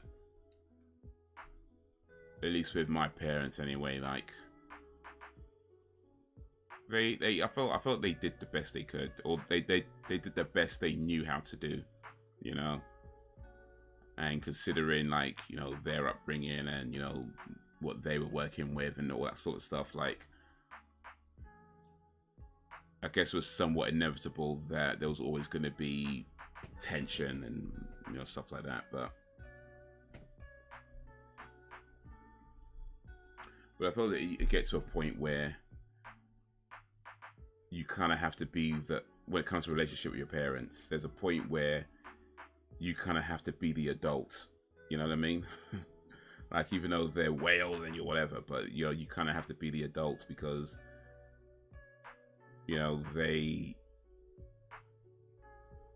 see the world in a particular way, and that's probably never going to change.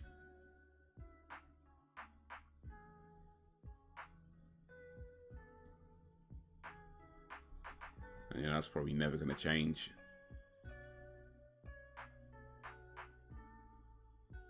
And there's yeah, you kind of have to be like, you know what? I mean, I know it's different for a different sake. I can't really talk for my own, but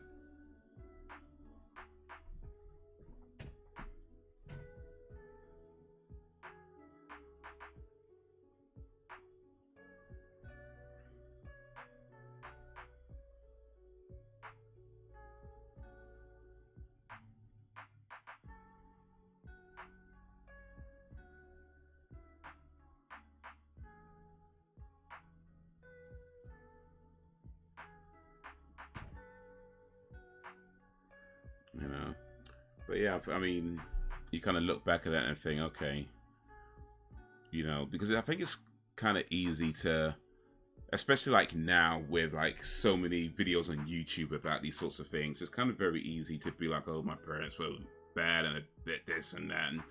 And yeah, in some cases that is absolutely the truth, right? Let's keep it real. In some cases, that is exactly what it is. But I think a lot of times it's just a case of you grow up in a world so different to what your parents knew and know. And it's just that way of bringing you up versus what you know of the world just doesn't match up. And so the things that you want from them, or maybe even the things that you need from them, you might not always get. But yeah, you get to a point where it's like you kind of have to be the adult in a relationship and kind of look at it like, well, did they really do the best they could, or the best they knew how to do? Were they just mean-spirited people? No, hopefully they weren't mean-spirited people, but yeah, and sometimes they can be.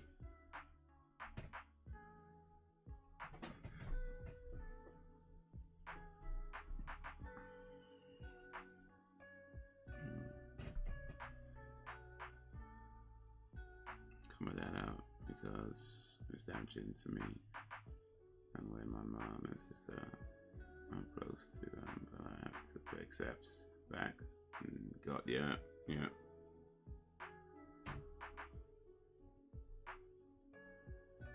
It's just exhausting when you have somebody who's close to you that's feels need to compete with you about things, and it's just like, why though? Like, why? You know?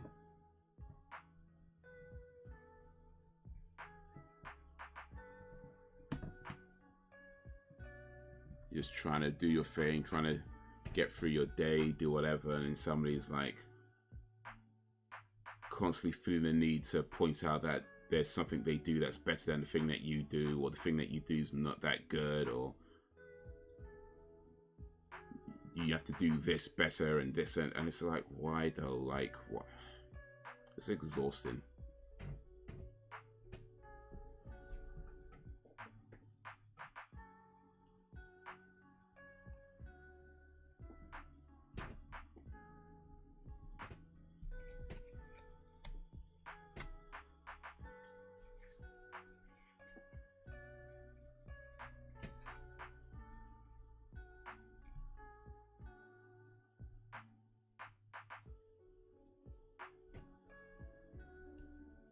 I know why with my sister.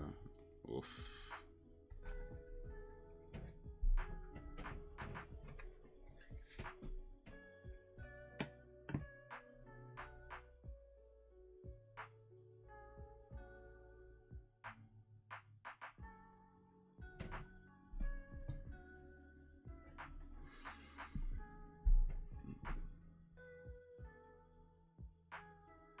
Oh. What is this?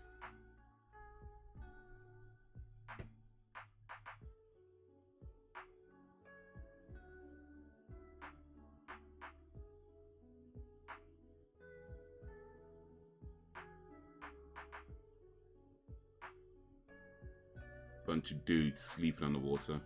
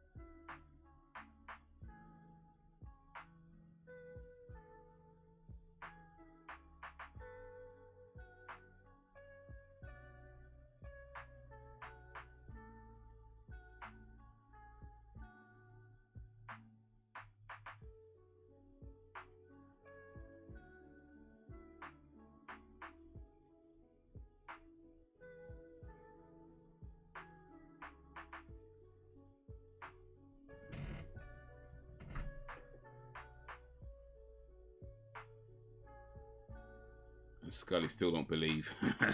Scully still don't believe. Even the science is telling her now. That's because I was the firstborn and born on my dad's birthday, so I was his favorite. But that meant I got more of his crap than she did. She had me looking out for her. I don't have that.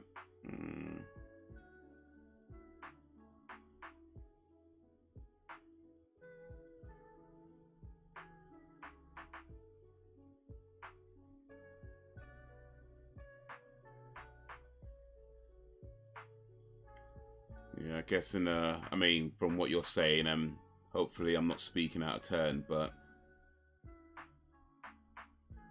sounds like that's kind of your dad's doing in terms of the why she feels the need to compete. Like maybe not paying attention to her enough and giving you all the attention, but then the attention he's giving you wasn't good attention.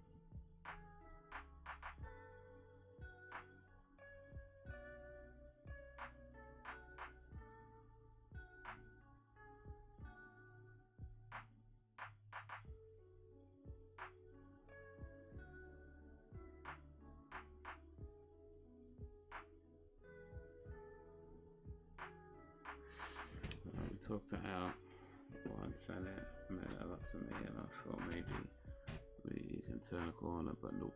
I let her get on with it. I took a step back. Nothing I can do. Yeah, no, for sure. Sometimes people need to come to things on their own, and all you can do in the meantime is love them from a distance. I get that. But I think when it comes to family, it's like it can be difficult to accept certain things. But yeah, I mean, difficult to accept certain things from people in terms of how they are. But when you do accept okay, that is who they are right now. It's all right. That's who you are. That's how you are. This is how it is. But just know, I'm not gonna subject myself to that on a regular basis.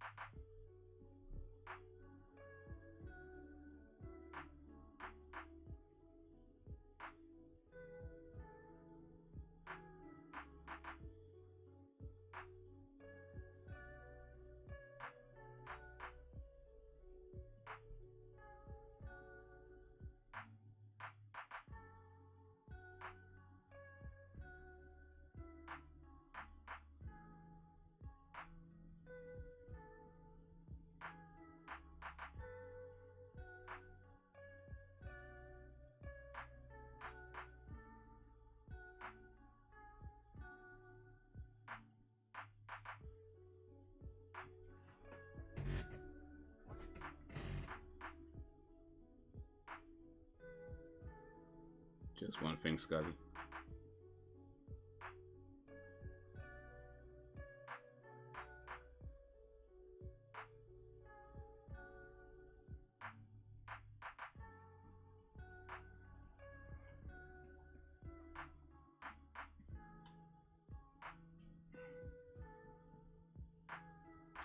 Yeah, there's a Fifth Element game, Independence Day game, Xena game.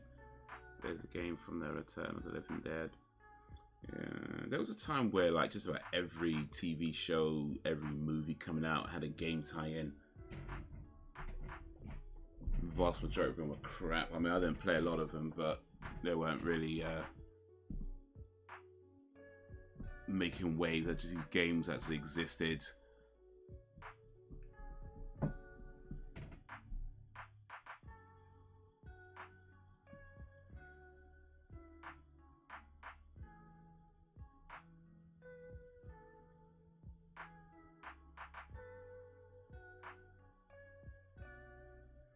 Of course she is.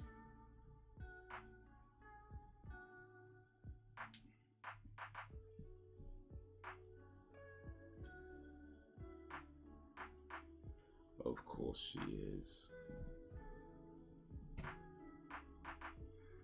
Another time, even though she has the same gripes that as I did. My sister, so she has a better relationship with mom. And I can't be bothered with it.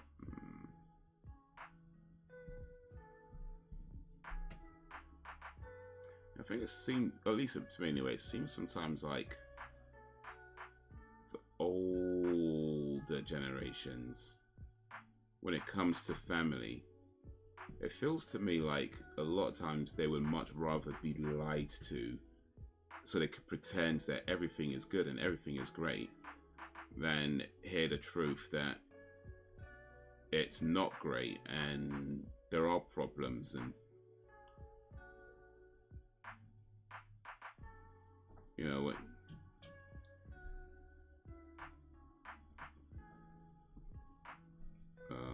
You didn't pretend very well now, did you?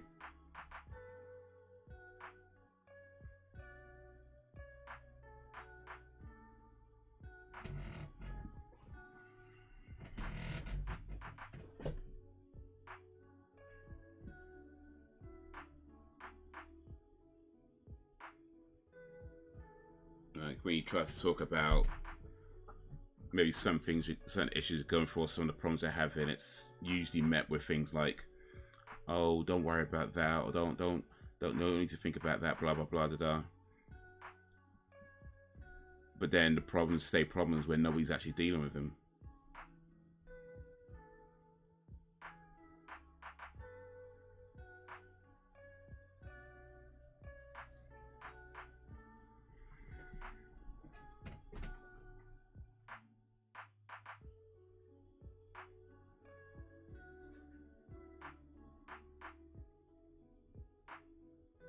I think it's like a lot of times people are just more concerned with how things look rather than how things are.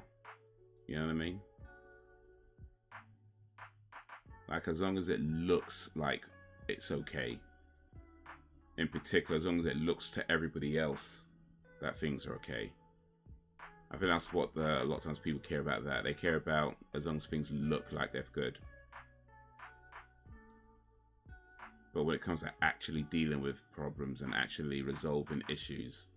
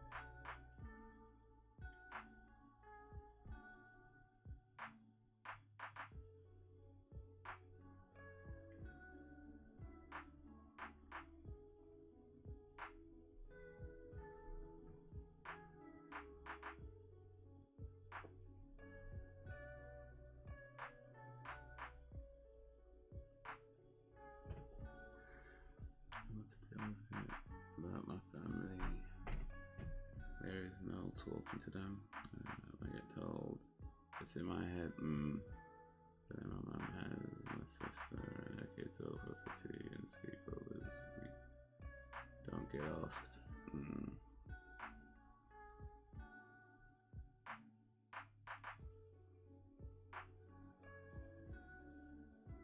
Yeah.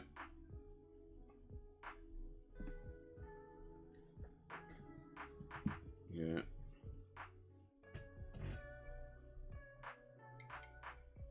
But it's all in your head, right?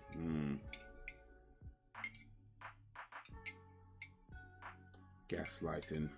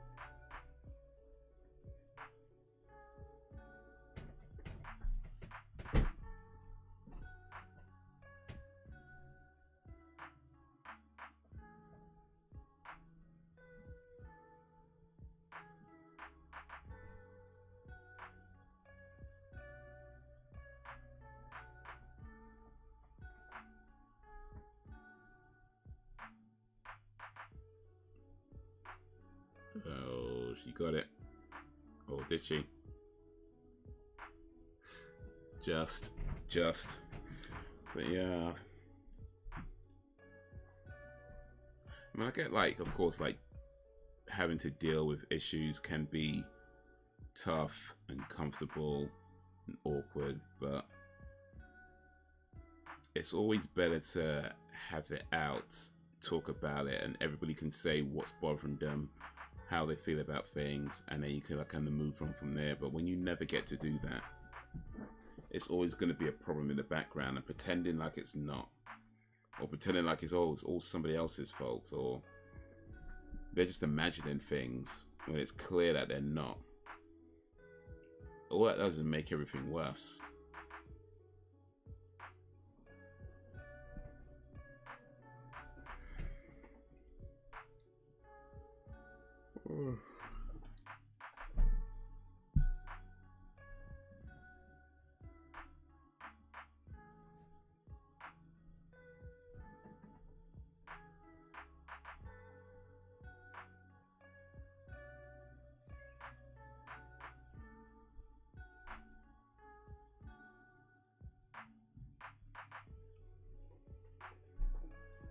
Oh, Scarlett, you've seen it with your own eyes now.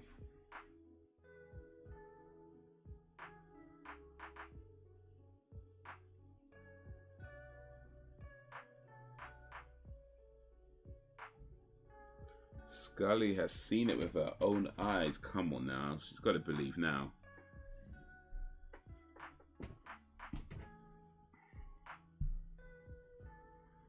It's probably why I'm so close to my kids. They got me no matter what. And I would rather them see me as a friend than just a parent. I look at my parents and I learned what not to do, so it's not all bad. Well, there's something right.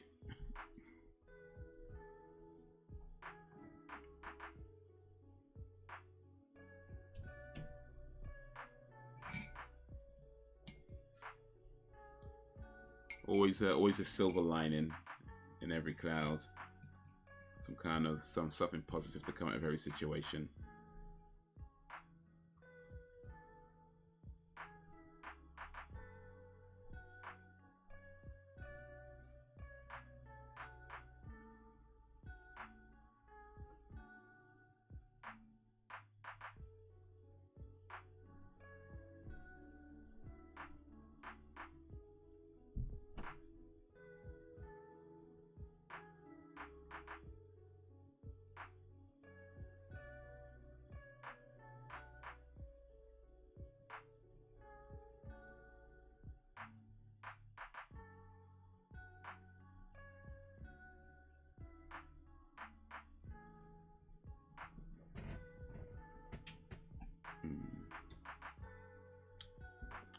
I think with my folks, no, there's plenty of things they did well.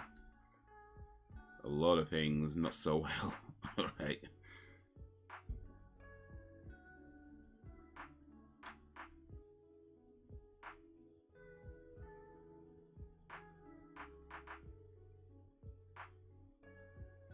But I think the biggest thing I've learned from my parents, if I ever have kids one day, is that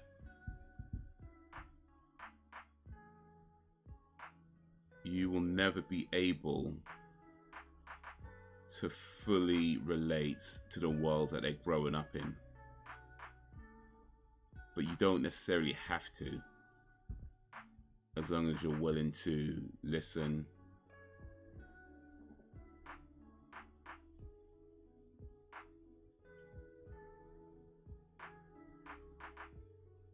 and accept that you're not always going to have all the answers.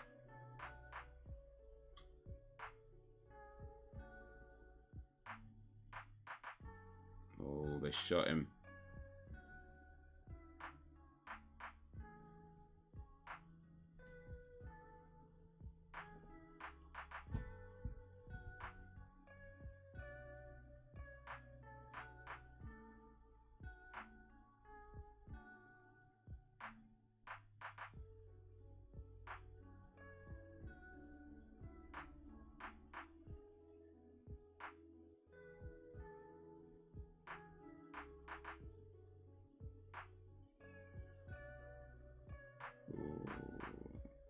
Dying words.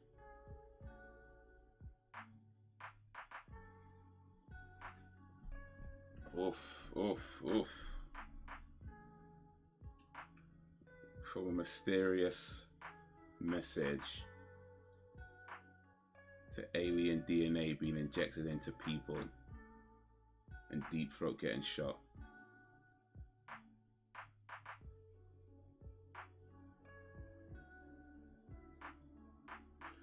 Probably happier than my mom and sister. Also, when I have mental health issues.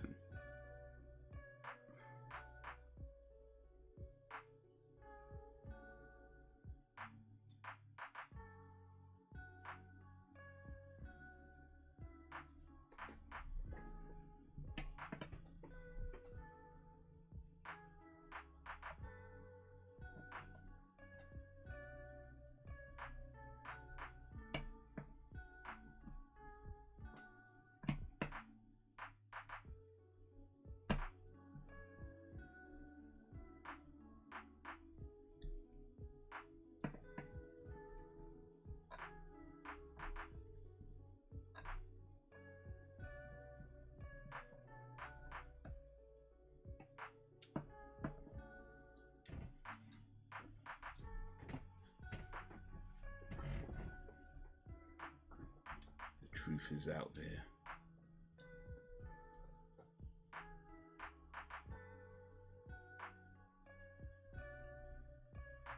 Oh, that's a smoking man.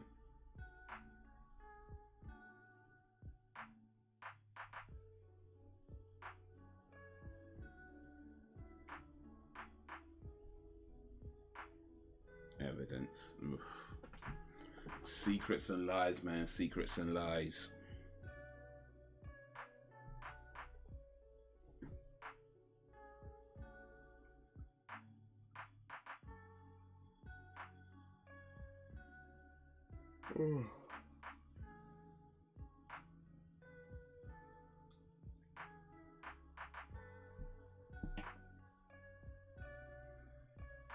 Alright, and that's the end of episode 24, and thus the end of season 1 of the X-Files. Yeah, that was a pretty cool episode, actually. I really liked that.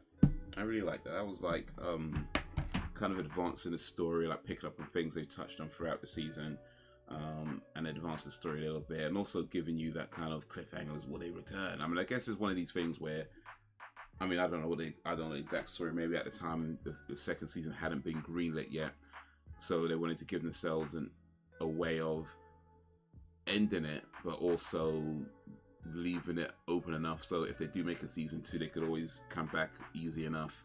And of course, they did make a season 2 and a 3 and a 4 and a however many they made in like 12, I think. So yeah, it was a pretty cool ending for the first season, I think. And also just throughout the season, there are some pretty interesting stories and ideas.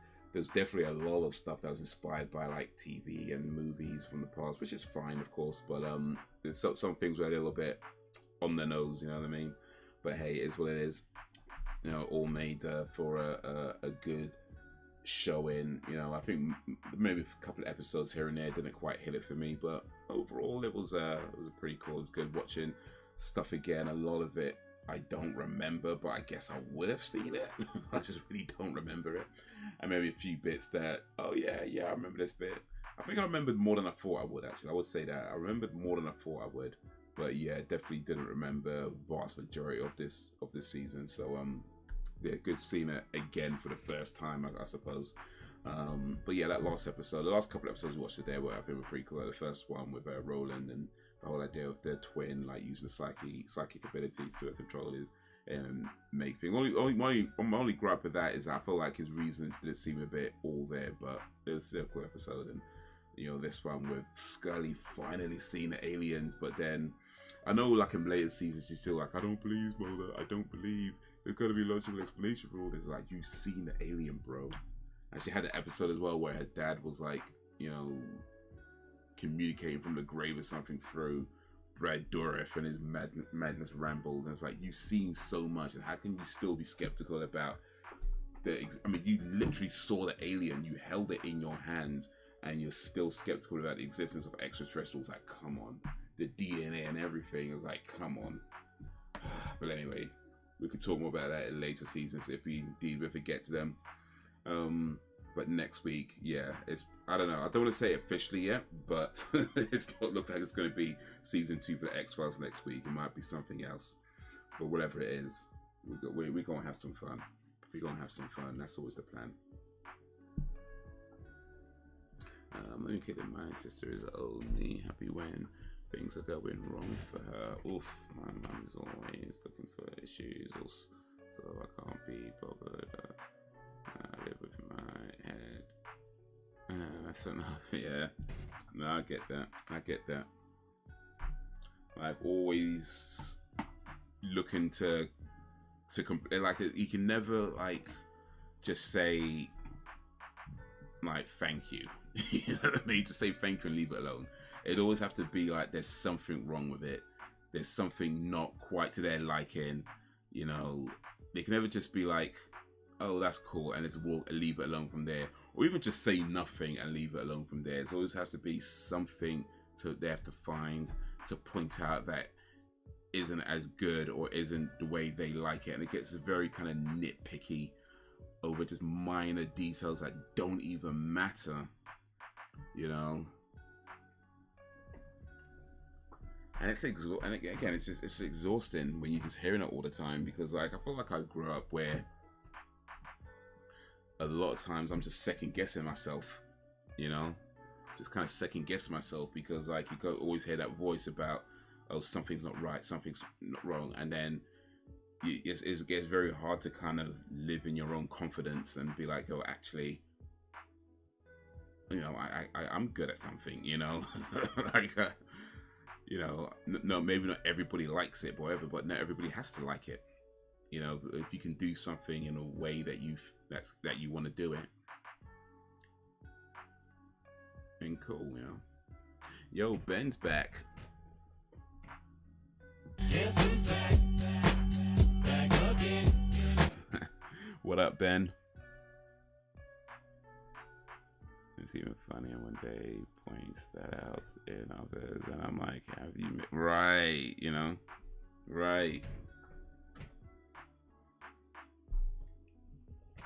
Self-awareness.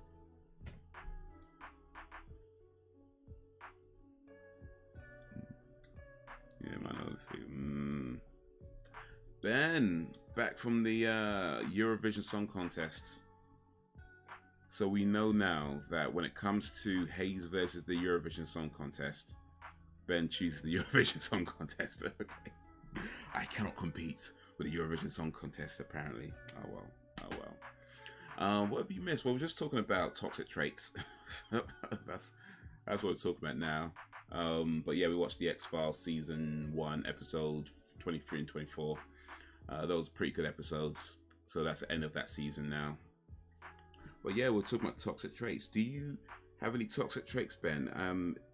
That you're okay sharing, of course. If you don't want to share it, I understand. I'm not trying to probe in areas where people might be uncomfortable. But if you have any toxic traits that you don't mind sharing, let us know. That's what we're talking about. I watched the original Saturday. That's the main one, isn't it? You'll say like the finals.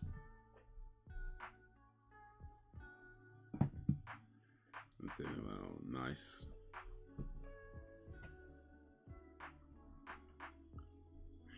But yeah, I mean, it kind of just goes to show that your childhood never really leaves you, you know, in one way or another. Your childhood never really leaves you. Like those things that happened during those formative years, like they really stick with you.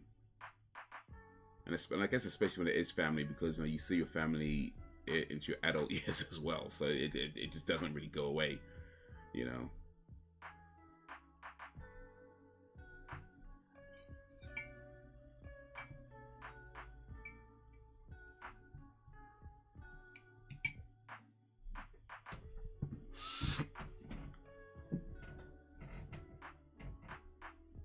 Let's see, yeah, I guess X phase. Well, I messed up.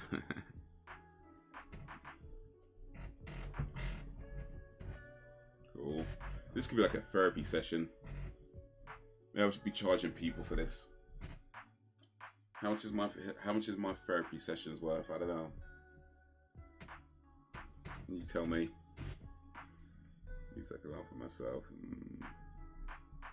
But I'm starting to become more aware of my shortcomings and trying to address them. Before I used to get enraged in pointless arguments. A complete waste of energy. Yeah, for sure. Yeah, and I've definitely done that more than a few times as well. I feel like with guys though, oftentimes we're kind of raised up in that way of, you know, you're supposed to take care of things and you're supposed to be able to do this. And you're supposed to be, you know, you're the man, you're supposed to be strong and this and be smart and all these sorts of things. So it could be difficult to understand that we don't know everything, and we are sometimes not so good. And especially when you get something wrong, you know you've gotten it wrong, you know you've made a mistake, and you got people like making fun of you. Like it's so difficult to just be like, okay, yeah, I made a mistake, I screwed up, you know, because like you know it yourself, like you already know that you've made a mistake. But when you got people just making fun of you, or laughing at you, or calling you names and this, that, and the other, and when that happens, especially when it happens as a kid, and you really internalize that sort of stuff, so it gets very difficult to just have that self-awareness. And not to say that it makes it okay for people to just like be rude or be assholes or whatever, it doesn't, but at the same time it's just the ability to be able to understand, okay, I actually screwed up here, I made a mistake, I got something wrong, and regardless of people being assholes about it, I know that I need to improve. That could be difficult. But yeah, getting to the point where you could be aware of it and try to, yeah, like I say, address it and not let that control your actions. Yeah, that's a good thing. But yeah, I think being able to love yourself is also important as well. Like, well, actually, let me say this. Like, I think you need to be able to laugh at yourself when it's appropriate. Of course, I think there are certain times where some things are just not funny, you know, and there's other people going to try and make fun of it and make jokes about it, but there's certain things that are just not funny.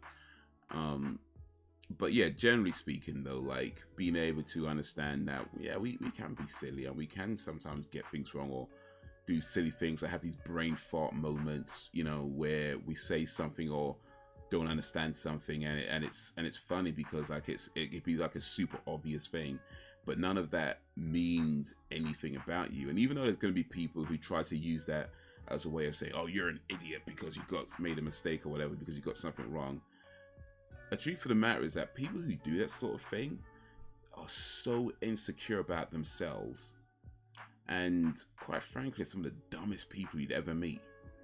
You know, and I'm not even saying that as an an insult. I mean, like, they could be literally the types of people who get so many things wrong, but the one thing you get wrong, and they'll try to act like they're some kind of genius and you're some kind of bumbling moron over one tiny silly mistake. You know, so yeah, I think being able to laugh at yourself and being able to be like, okay, yeah, that's cool. And when you're around people who get that, you can kind of have fun with it as well, and it's cool. But yeah, when you're around people who don't get that and try to use it as a way of discrediting you, and it's like, nah, come on, man, we don't need to do this. We don't need to do this. So this, I don't feel this therapy. This is just a conversation. Phone, turn to you if it helps. Starts charging.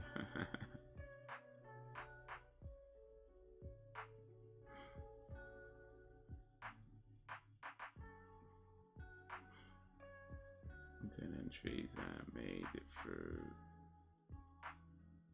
Azerbaijan, Croatia, Czech, Finland, Israel, Norway, Portugal, Serbia, Sweden, and Switzerland.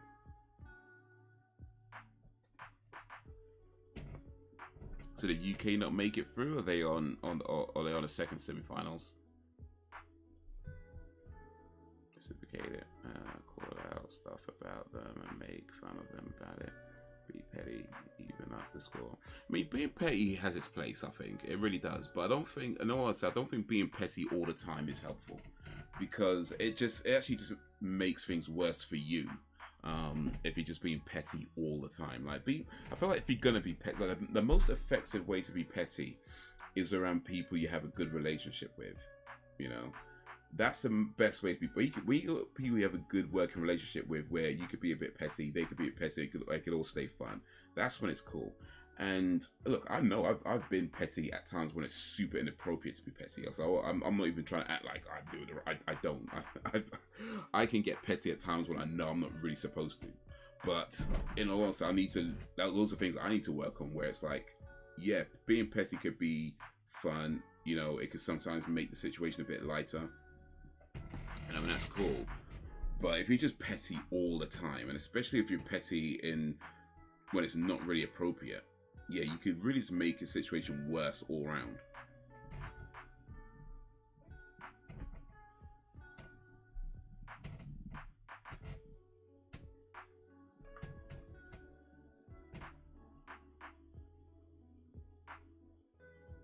I reckon Haze should scream the grand final. Oof, I don't know about that. What's that, this Saturday? Oof, I don't know about that. I don't know.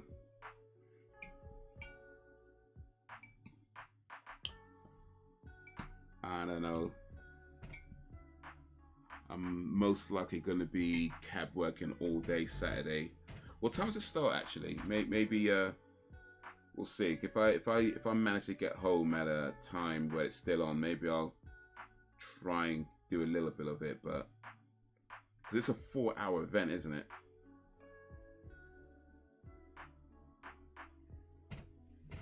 $8 p.m. so 4 hours. That means it ends at 9, 10, 11, 12.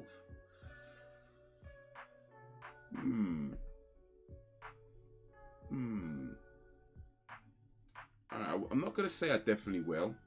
I'm not gonna promise it, but if I manage to get home at about 10, 11-ish, then maybe I could like do like a live stream for the last like maybe hour or whatever, and just see who, you know, just maybe see who wins or something like that. But I'm not gonna promise that because yeah, I'm probably gonna be out most of the day on Saturday, and then it just kind of depends on what time I get back, and maybe I'll just try and do a live stream for the last section of it. But yeah, no promises. No promises.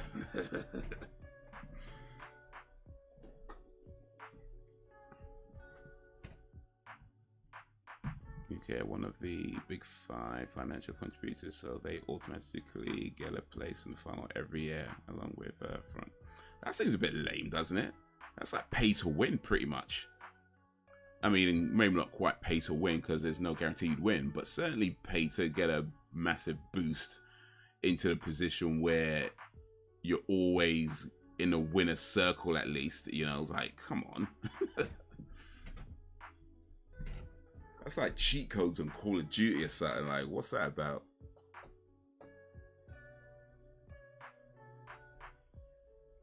The country from the previous year. In this case, Ukraine also get entry to the following year. Yeah.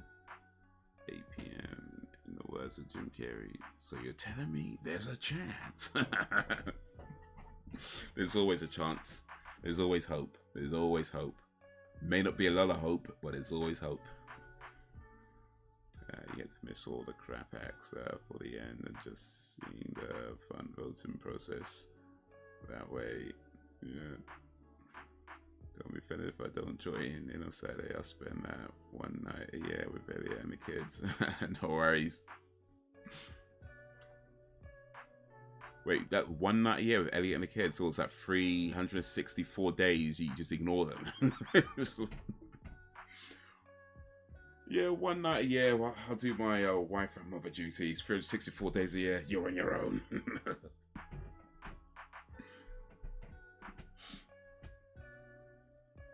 I keyed. But then again, if it works, right? I bought a snake necklace 2 months ago.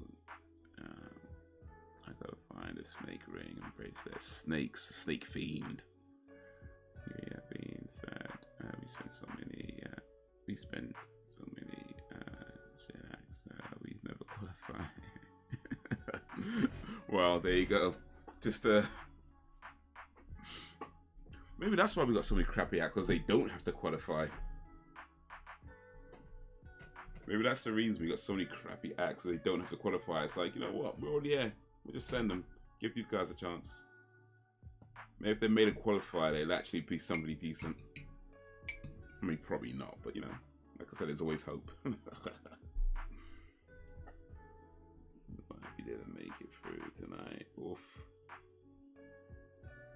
Ireland, man, there's some good things coming out of Ireland though. Like Boyzone for Irish, Bewitched for Irish.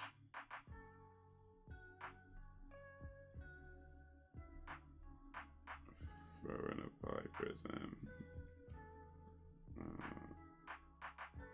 Well, he loves his PlayStation. Oh, true. The one night, yeah, you guys get together. Something I really liked tonight was Sweden Loreen tattoo. If you wanted to check it out, Loreen tattoo. Make a note of that. I'm sure it's on YouTube somewhere.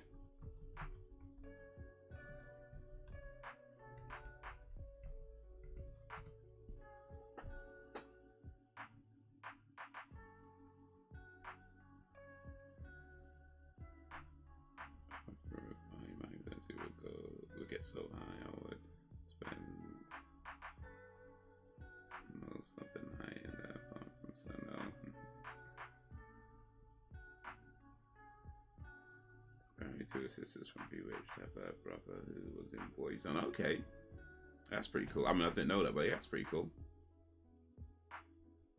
So I have a partner, a husband, and he doesn't.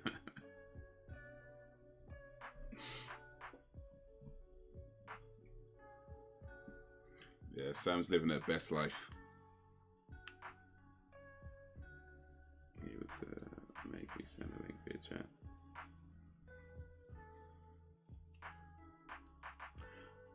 Ben wants to be able to send links via chat.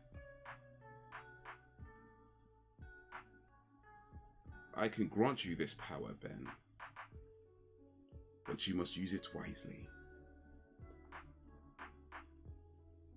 For I now bestow upon you the power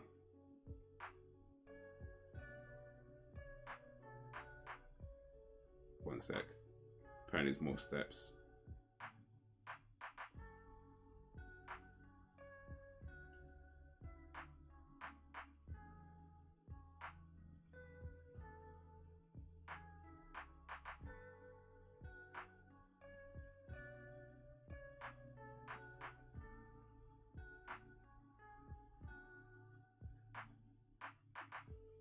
Actually, you know what? Do I have a sound effect for this? I mean, I probably do, but let's see if I have one. Oh, this might do. The power of the moderator.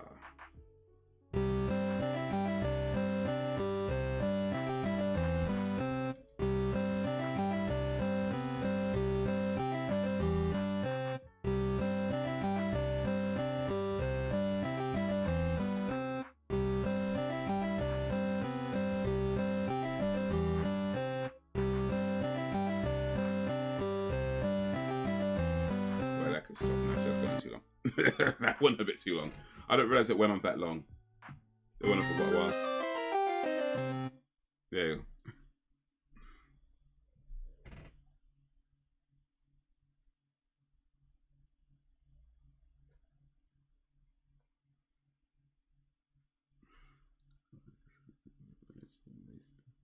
Moving in together. Great response. Exactly. Talk to him when it needs to talk to on stream. I have it made. Then contracts were signed.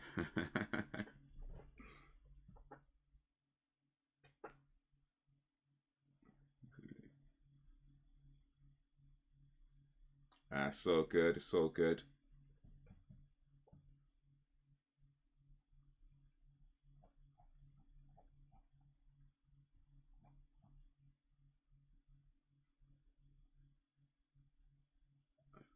Get a great link, and I played before it.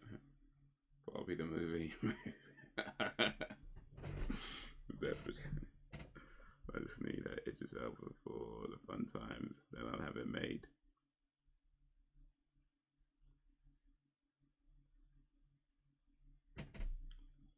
Alright, let me click on that. And that be working. But yeah, I'll check that out in a little bit. I'll do that now. I'll check that out in a little bit. Need something in your mind, Ben. Barbie the movie. Out in July.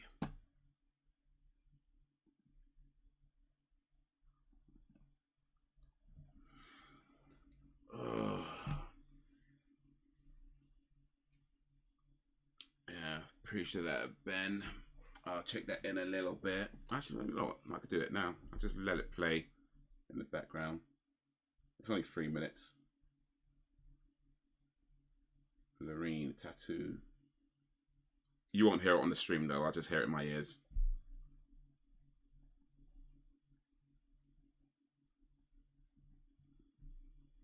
Okay, kind of Euro poppy, Euro techno, electro poppy kind of sound.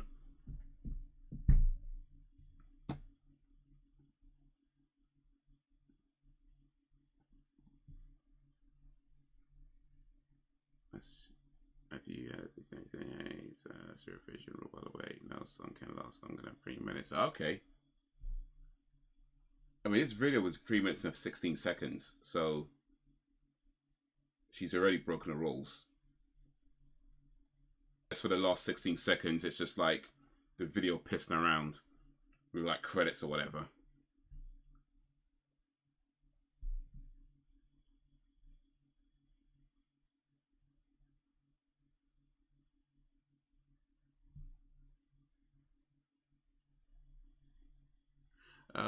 I've had a busy day. Yeah, I guess it's been pretty busy actually. Intro and outro.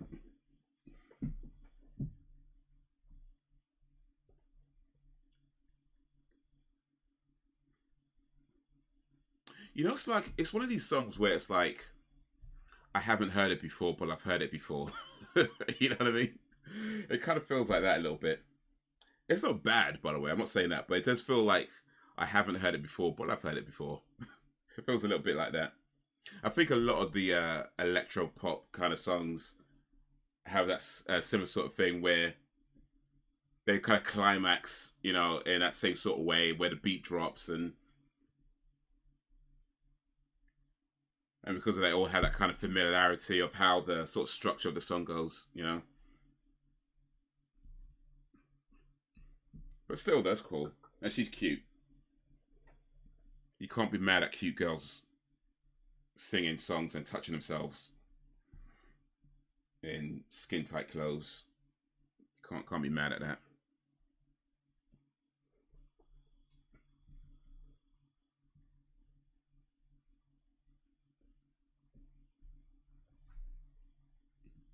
She's Muslim too. Oh, even better. Let me slide to them DMs. Oh wait, how old is she? I should probably check that first. Because, boy, I ain't trying to end up on a watch list.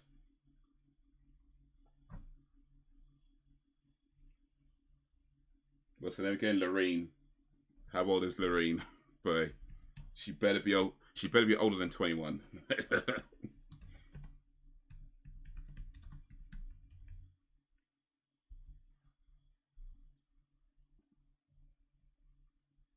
Oh, she's 39. Wait, is this the same one?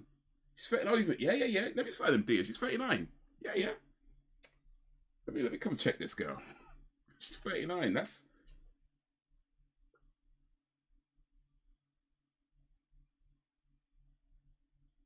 That is right in my age range.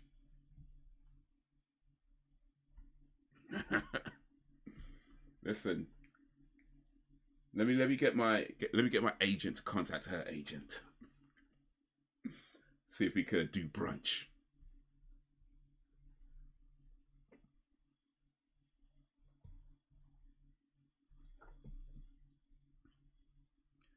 Just then how I knew of the X-Files and the Skulls for some years, but didn't watch some episodes. The Skulls, okay. Which one is Skulls? Oh. Actually, Eurovision previously with the song Euphoria, okay. Yeah, I know what you mean. Actually thinking about it, you can't charge me for problem solving. You're my husband, it's my duty to drop my packages on you and expect you to fix it. Ah, damn it! Should have made you sign a prenup. I should have made you sign an internet prenup. By the way, just so you know, by the way, Sam, if I could get in contact with this Loreen chick, I'm having our marriage annulled.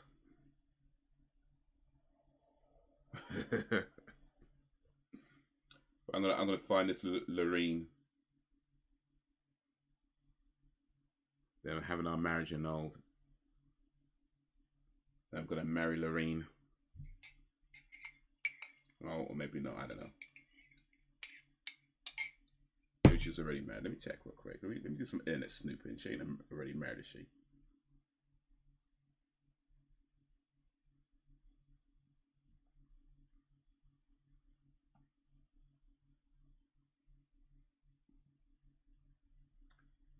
If she is, she better get divorced.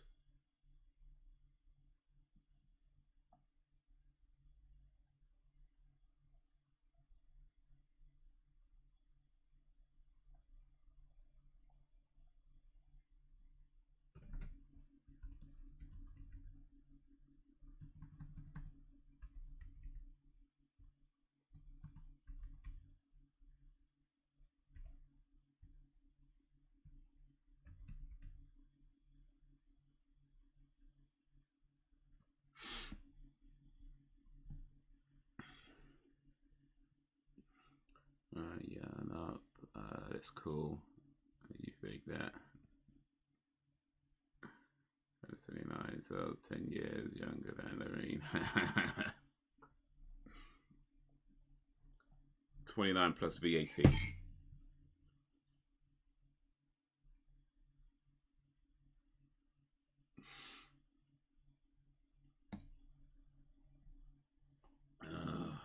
Man.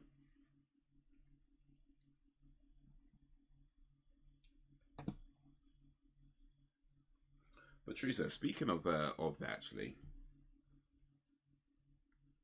I do feel like it's about time I get myself out there into the, the whole kind of pool of meeting women and stuff like that again. I feel like I'm in a, I don't know, maybe not. Well, maybe not. I'm in the most. maybe not. I'm not in necessarily the most ideal place. I get that. There's things that, of course, those things could be improved. But I feel like I'm doing pretty okay mentally. I think. I mean, it's hard to tell, right? It's hard to tell sometimes, but I think I'm doing pretty okay mentally, and just generally, I think I'm doing all right. So I feel like it's about time I get myself back out there into that kind of pool of, you know, meeting women and do that whole thing, you know, and taking girls out and boring them and being disappointed by the end of the evening. You know, I think it's about time I started doing that again. Hopefully it goes better though. Look at me being a good wife and being okay with my husband checking out other women. Well, I mean, yeah, of course, you know, this is considering you live with another man. I mean, this is fair, right? It's fair. You live with and have kids with another man. I think I should be allowed to check out other women. You know, I think that's fair.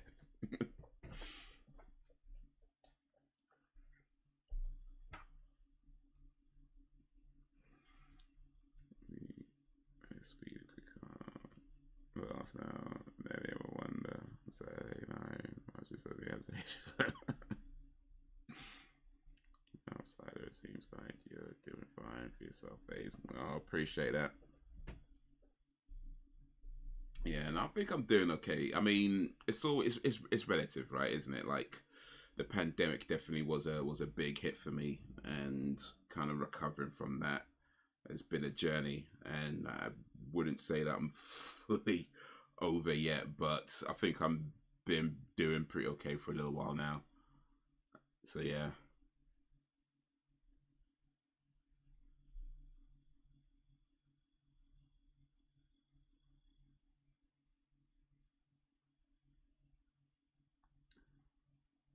It's fine. It's one around. I just want to get a divorce.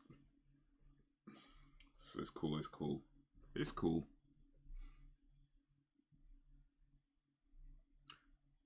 I can get one of those bedroom marriages. You know them ones. We just like, look, if you say I do and I say I do, that's all that really matters, isn't it? I'll just do that. I'll just do that. That still counts.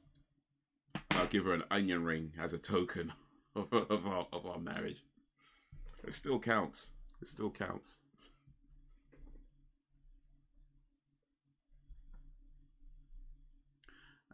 Do you think the pandemic had positive and negative impacts on your life? I mean, yeah, I'd say so. I mean, a little bit of both. It's hard to say which one is the prevailing one. I mean, the negatives were pretty big, but then I guess the positives were maybe smaller, but I don't know, potentially last longer, right? So one of the biggest negatives, well, the biggest negatives is that I lost money. You know, being a cab driver, I wasn't able to.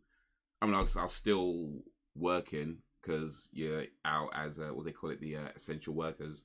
So I was still out, but there wasn't very many people booking trips at that point, right, during the whole lockdown thing. So I wasn't earning as much, but of course I still have all the same bills as before.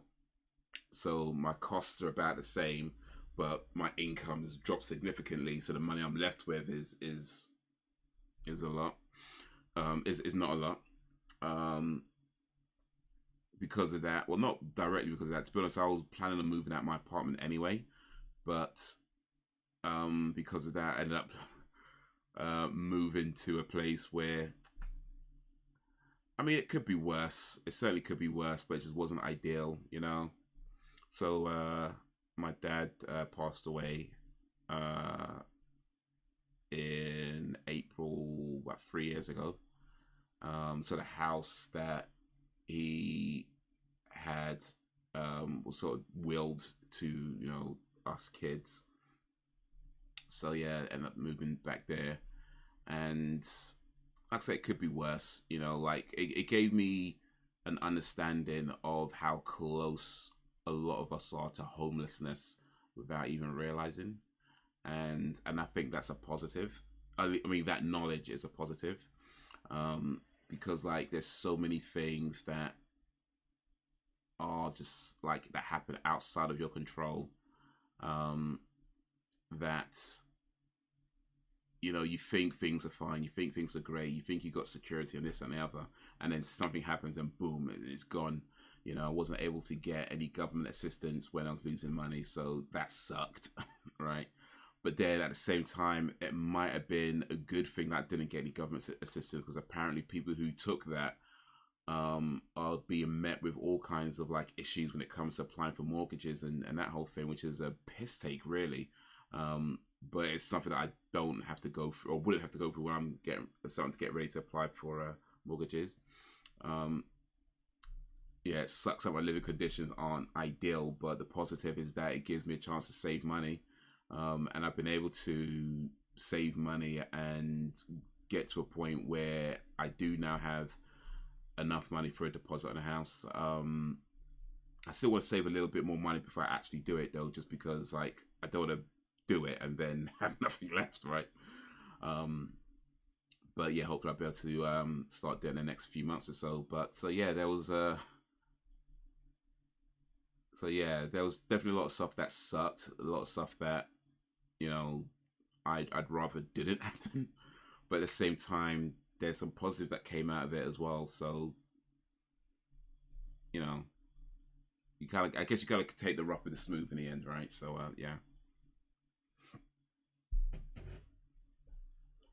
I appreciate it, Ben. Thanks. Being able to left can I was sleeping on my sister's sofa for 3 months. That shit happens. Yeah, it sucks, man. But yeah, you take the situation you have and you just try to do the best you can with it, because at the end of the day, that's all you can do. When you think about it, that's all you can do. Like whatever situation you're in, no matter how much it sucks, try to figure out how you could improve your situation, how you can improve your standing.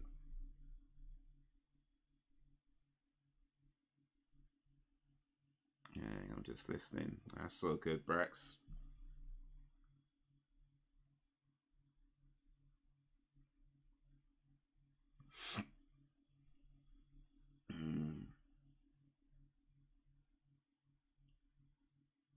Yeah.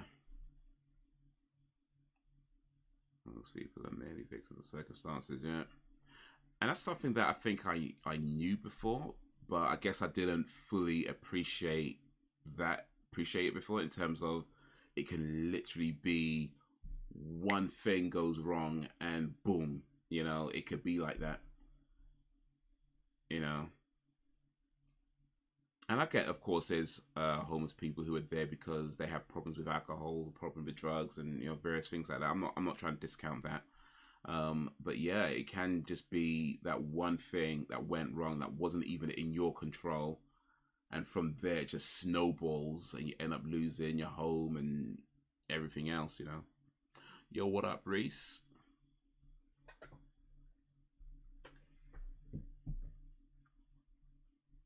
Big up, Reese. I hope you come in peace. Domino, yeah.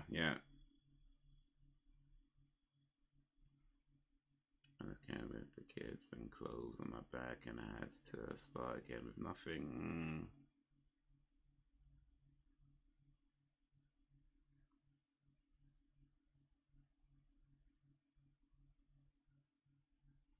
And now look at you, Sam.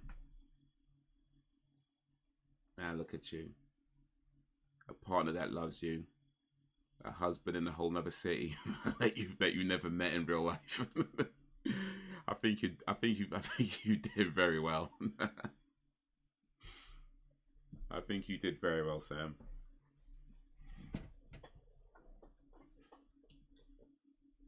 Coming Reese's Pieces. Oh, nice. I do like Reese's Pieces, actually. I can't lie. That's literally the only peanut butter product that I like. Like, I don't like peanut butter. When you put, anytime I've had peanut butter, like on a sandwich or whatever, nah, I hate it. Ugh. But something about Reese's peanut butter, I don't know what it is. I don't know what it is, but it's literally the only peanut butter product that I like. So whatever Reese's are doing to their peanut butter, keep doing it. Keep doing it.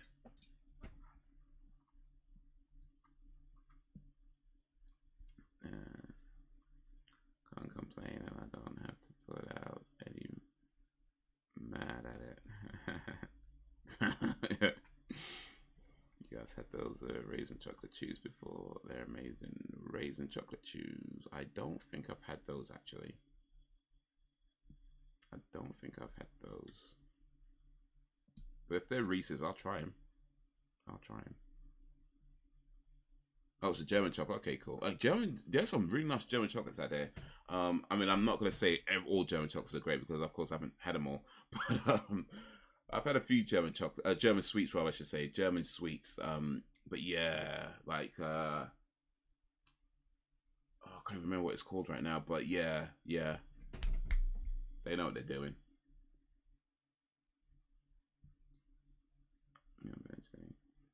I said it before, but we need a Haze catch up one of these days. Unfortunately, in the early days of YT, I attended one of those catch ups that they held. Yeah, it'd be cool to do something like that. And who knows, maybe one day, just might. I think it'd be cool actually to do like a thing where I just like stop in different parts of the country and just like hang out with like maybe go up to like Hull or go down to, was it Peterborough, or some of you in London, and just maybe like pick a spot and be like, yo, hang out for a little bit, go to a cafe or something. But yeah, maybe one day. Remember one day. I have to be careful how it's done though, because bro, I ain't gonna lie, sometimes you meet people on the internet, you gotta if you're gonna meet them in real life, you kinda gotta take some precautions. You know what I'm saying, like people can be cool on the internet, you meet them in real life and it gets a bit gets a bit crazy sometimes. So it's like, you know what? Make sure we're all safe. Okay, let's make sure we're all safe. Go to those YouTube meetups from the 2000s. I think they were official meetups held by YouTube, not the Bitcoin ones. You heard of allegedly Dave Haze? Is that the name? Allegedly Dave Haze? I don't think so. I don't think I've heard of that.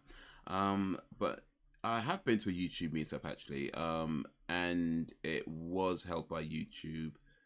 It was at their London offices in King's Cross. This was like, I don't know, a while ago, like 5-6 years ago, something like that. It was a while ago.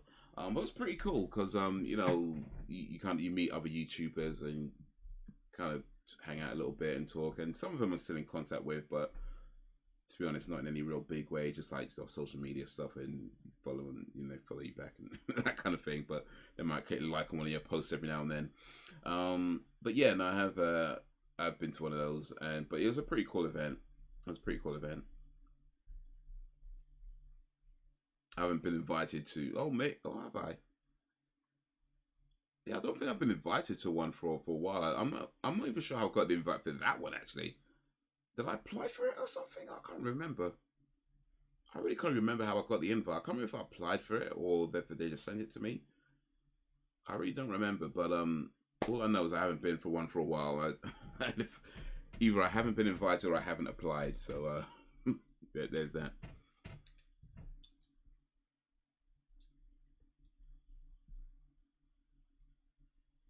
That experience being someone from the internet. Do you mean like dating or just in general? I mean, I wouldn't say it was a bad experience. It was an awkward experience where I met this girl online through this dating app thing, and then we met up in real life. And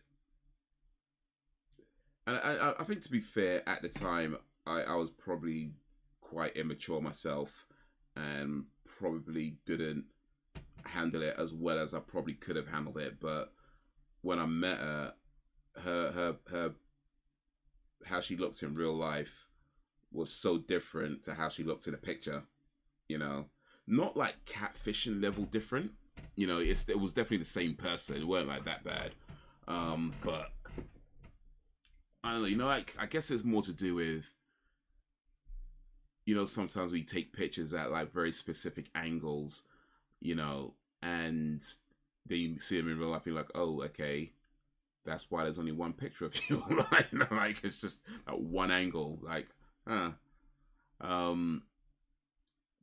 So yeah, and I mean I think the way I brought it up made it awkward. Like, I'm not saying I should. I mean, I feel like you should bring stuff like that up because it's kind of significant.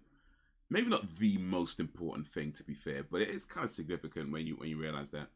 But I think the way I brought it up made it awkward, and so yeah, that was like probably should have handled that a bit different. But no, it weren't like I mean, I don't think it was like a filtered or like a edited photo. At least, from what I can remember anyway. It was more so that the picture was taken from, I guess, like a very specific angle where everything looks a certain way. But then you see her in real life and it's like, oh, that is just that one angle. You look like that from everything else is very different. And the thing is, it wasn't even like she's bad looking or anything like that. It wasn't even like that, but it just kind of took me by a little bit, you know. Just when you realize it, it's like, oh, okay. Just yeah.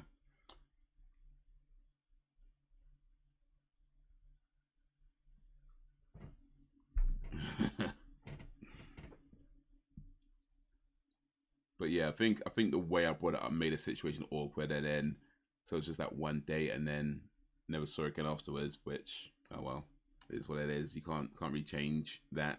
To live and learn. I promise you'll be safe. I might fall head up the hills in love with you and go for an annual. Okay, well, in that case, let me do some ankle exercises. Strengthen my ankles. Don't want them breaking too easily. That would be fancy. Yeah. I remember meeting a couple of crazies on the. I think that was the site actually. Plenty of Fish. I think that was the one actually. If I'm remembering correctly, I think it was that one. Plenty of Fish. Which, by the way, is probably the worst dating site in the world. Like, it's actually I'm not sure what's the worst. Either that or Tinder. Like, I'm not sure which one's the worst. I've not really checked for those for a long time now. But between Plenty of Fish and Tinder, like the worst dating sites. Like they're so bad. Plenty of Fish is pretty much just a porno site in disguise. Like that's really what it is. Like let's just keep it all the way real. It's a porno site in disguise. You know, like rather than just saying, hey, we want to be a porno site, let's just call it a dating site and have porn sites advertised on it all over the place. It's like, really, come on, just say it. You're a porno site. That's what you are.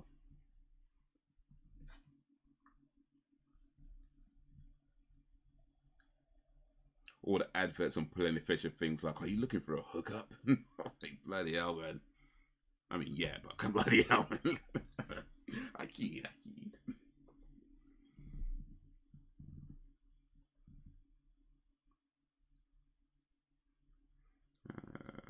What was the last Plenty of Fish experience in racing? Sounds like I had a few. You go, guess what's wrong with me?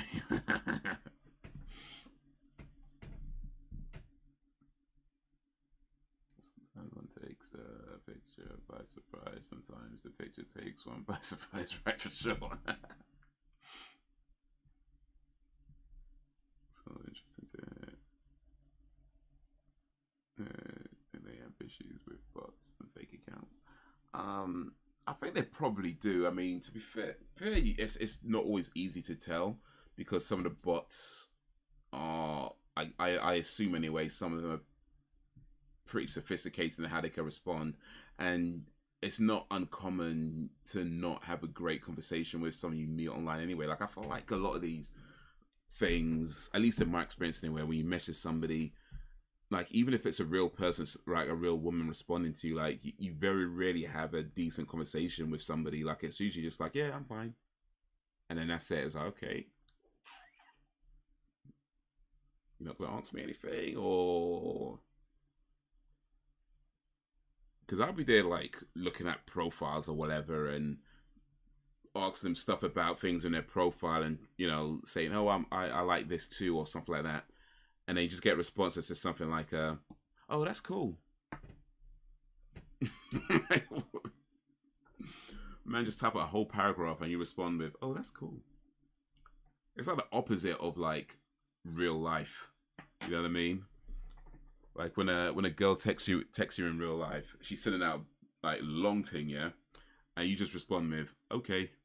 And in the dating world, you're the one right typing out all these like long messages to them, and then they just respond with, yeah, it's alright. Oh well. Goes both ways, I guess. And two girls, they both wanted to meet up one night. One of them seemed intoxicated, so I decided to meet the other one. When it gets there, they're both in this car together. Turns out they're both best mates. Oof. Say they caught me out, or yeah, or something. Yeah, the whole thing was massively embarrassing, and I never used it. They so.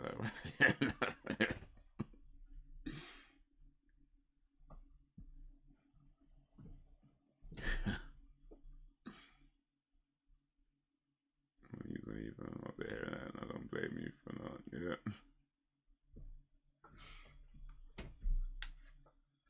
But yeah, no, I think a lot of these things, I mean, they're not in principle bad ideas, right? But I think it's just more how they're run and operated and the types of things they tend to encourage, and it's just long. It's just long.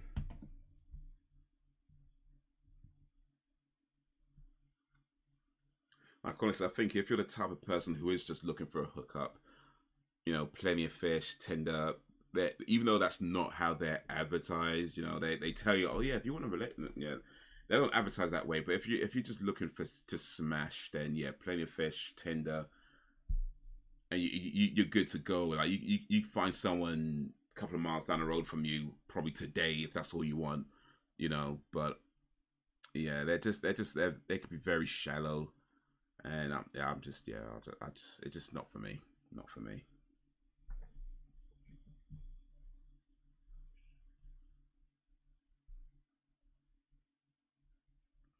Went crazy without using dating apps. Well, yeah, went full of crazy. Basically, there's some massive defects with everyone on there. You just have to suss what it is. Yeah. Well, the thing about Plenty of Fish is that it's a free site. You can use. I think they have some things that you pay for. I think, but vast majority of it is free. All right, so anytime you give something away for free, you know what I mean. And not to say that if you pay for it, that eliminates the crazy people, because it doesn't, strictly speaking, eliminate it. But it probably cuts it down just a little bit, just a tad. If you're paying for something, crazy people typically don't pay for stuff, but you never know. Depends how crazy they are. Bunch of crazy people paying for Twitter right now, so just saying, the rules have changed, man. The rules have changed.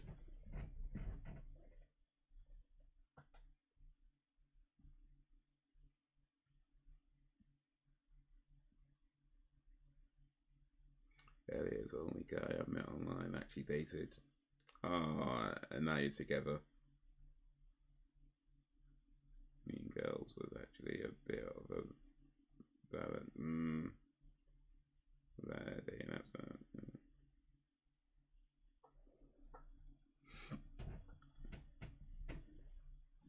Yeah, I mean the whole kind of online dating thing. Like I said, I don't think it's a bad idea, but I don't, strictly speaking, like it.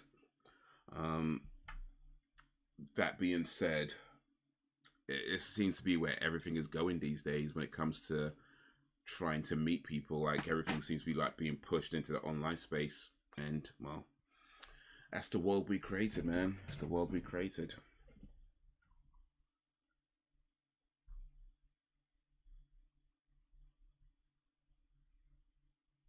It's Facebook. Yeah, that's pages. Yeah, I remember back when people used to use Facebook like that. Back in the day, yeah, people used to use Facebook. Used to like surf that thing and just like find all the hot girls. Yeah, man.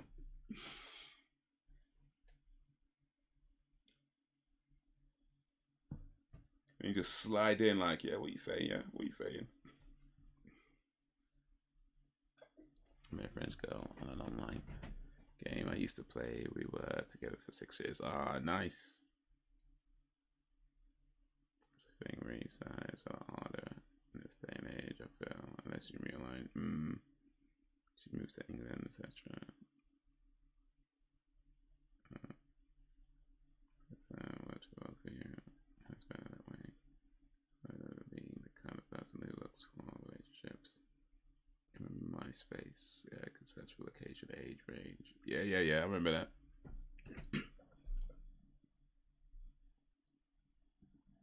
Okay, I'm gonna write something in the chat. I'm gonna see who knows what I'm talking about. Because if you know what I'm talking about, I ain't gonna lie to you. It means you're old. It means you're old. But I'm gonna put something in the chat.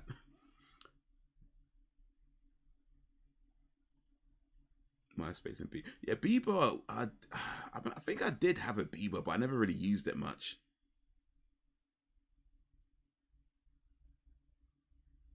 Oh, you know what? Bloody hell, Ben. Like, I was literally just yeah. Yeah.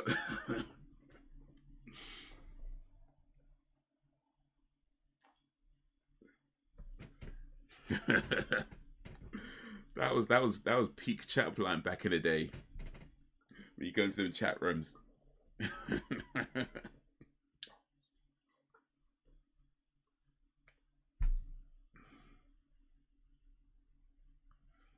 Yeah, man.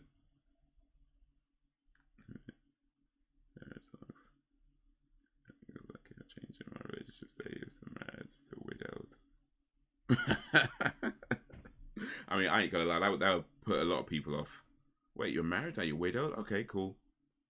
Wait, you're married again and widowed again? Wait a minute, there's a pattern developing here.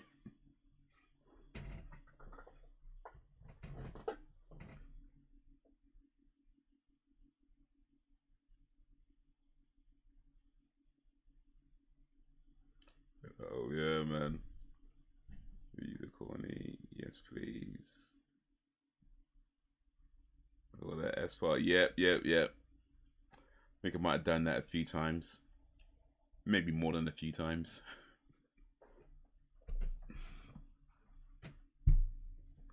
Yeah.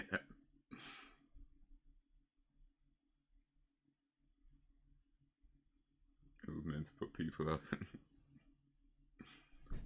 Well, I guess it didn't work then now, did it?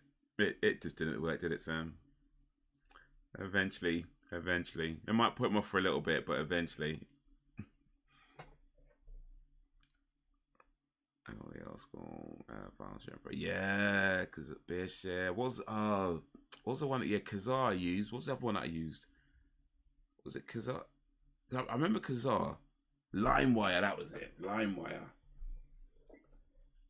And then even before that, Napster. Yeah, yeah.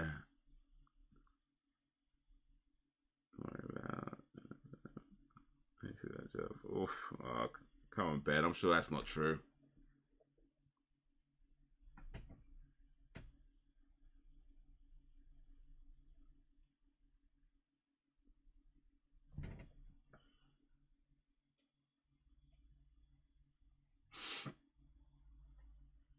Yeah, I remember like on Napster though, where you had to look for the T1 or the T3 connections, because those were the fast downloads. Like with those ones, you could download a whole song in like 30 minutes. You know, like it was so fast. You know, only took like 30 minutes to download a one song if you had a T1 connection. If you found someone with a T1 connection, I was like, this was super fast. 30 minutes. I think the fastest download I got for a song was like 20 minutes or something like that. 20, 25 minutes. I was like, whoa, this is fast, bro. You can imagine one song taking 20 minutes to download. Bruh. Wouldn't stand for that now. Listen, when they say kids don't know the struggle, kids don't know the struggle. If you're waiting 21 minutes to download a song these days, it's like you're throwing a tantrum.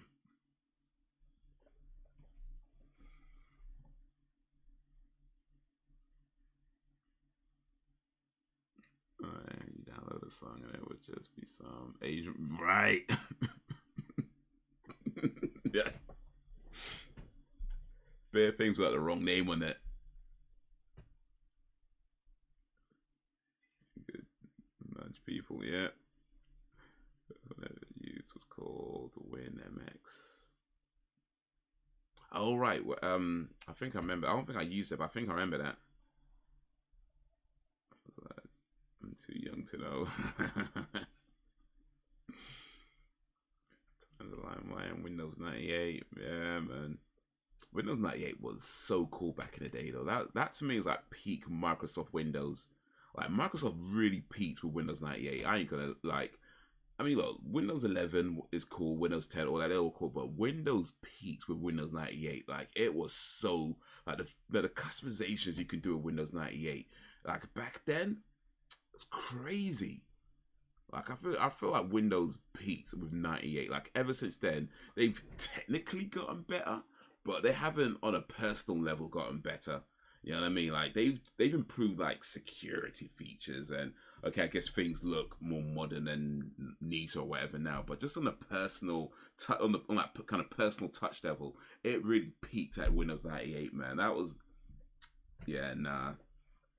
They've kind of they just haven't really done anything since then that has brought back that feeling that Windows 98 had. Like Windows 95 and Windows 98 were just like peak Microsoft.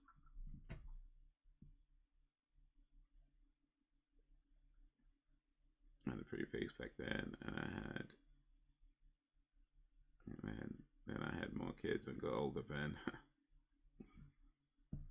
come on, Sam. I'm sure you're still okay looking now.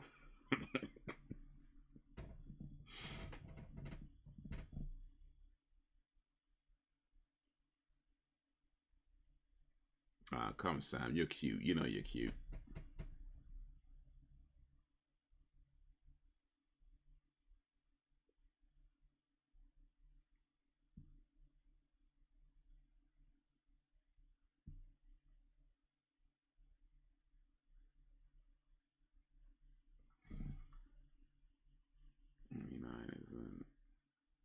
So, 98, SimCity 2000.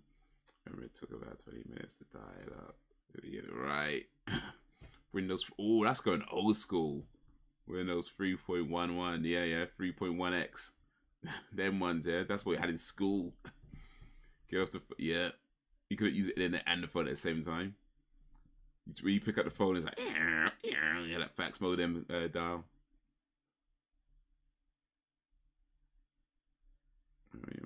Using that Firefox.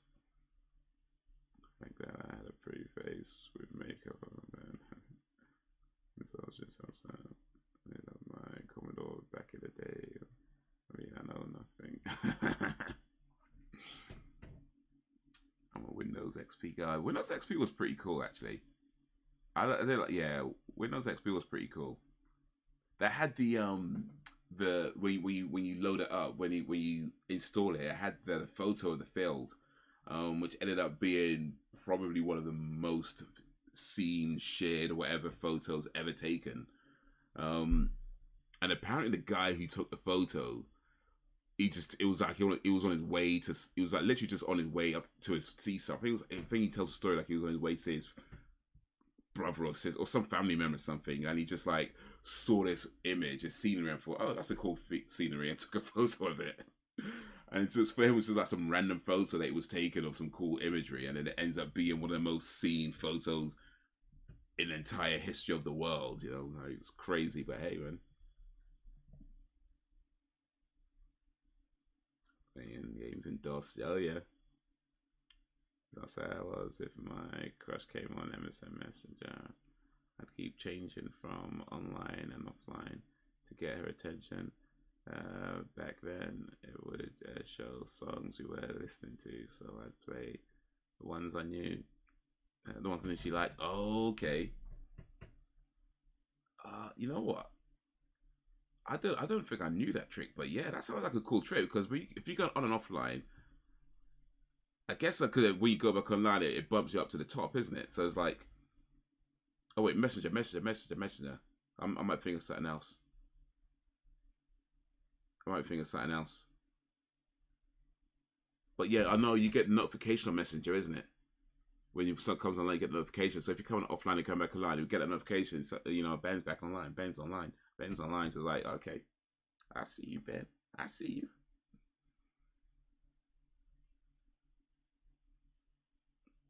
I think I just...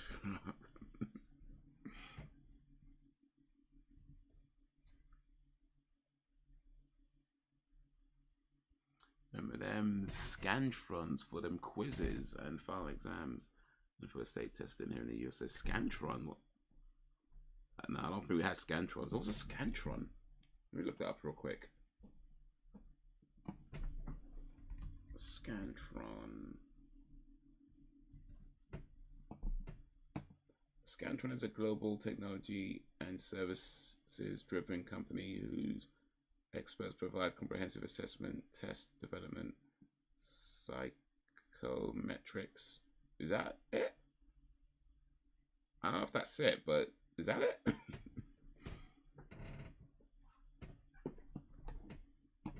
Still used. How much the guy who took XP got paid? I used to play this game called Ice Sketch. Oh shit. I like that game. Some of them old Windows games were sick though. I used to play Minesweeper a lot, but I think that guy got paid quite a bit actually. I'm sure they said something about.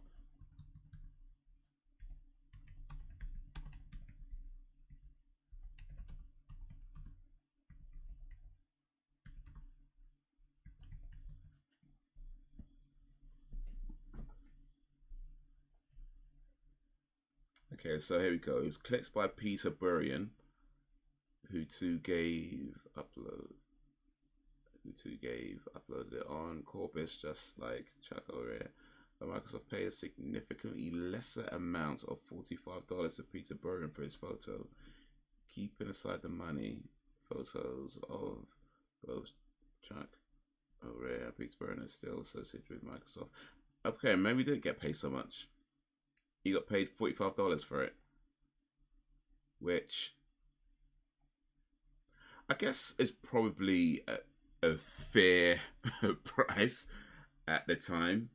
You know, when you're selling a photo that you don't know, you probably just sell photos for that kind of price anyway.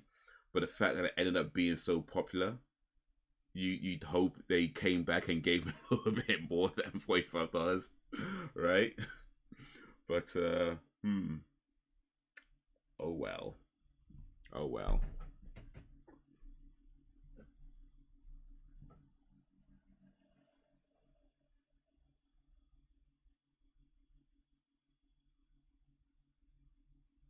I also have the status you could add to your name, so I usually put song lyrics to match my mood.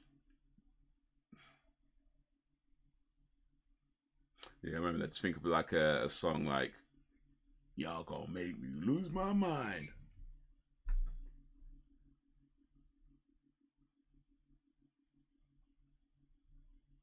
This guy I met at a Miller Club I used to go to on the regular. I haven't seen him for ages. He looks like Danny Filth.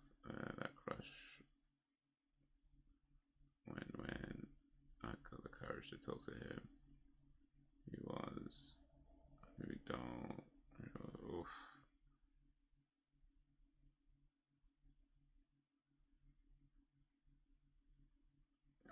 just to pronounce from sheep called body dancers. Oh, that there Scantron thing.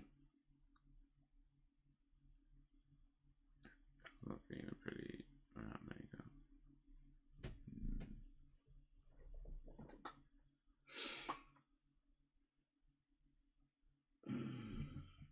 Girls just wanna have fun.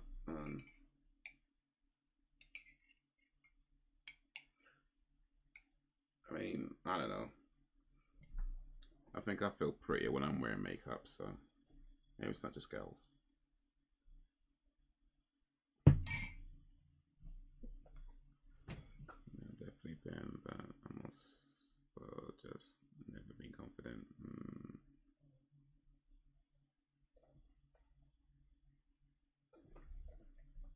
Emoji, so you had to put stuff like hey for the icon.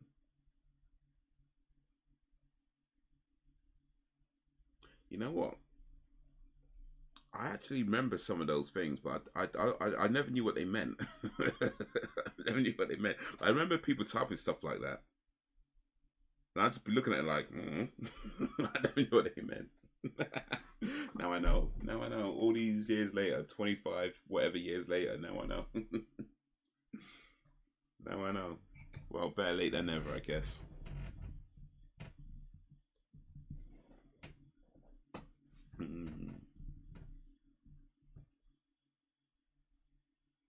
Well, oof, that was a good chat about the past, walking that memory lane.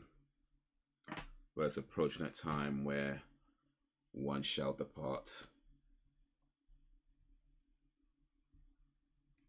But I hope you all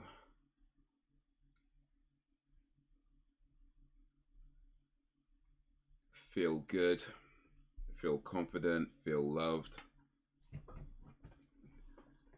There's a lot of bad stuff out into the world, and a lot of people try to bring you down. And I hope somehow, some way, you could find ways to make it work for you.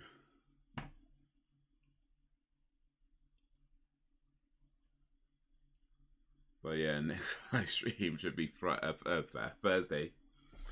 Playing some games on Thursday. Going to play more Final Fantasy VII actually on Thursday, because I'm pretty sure I feel like I'm close to the end, or close-ish to the end.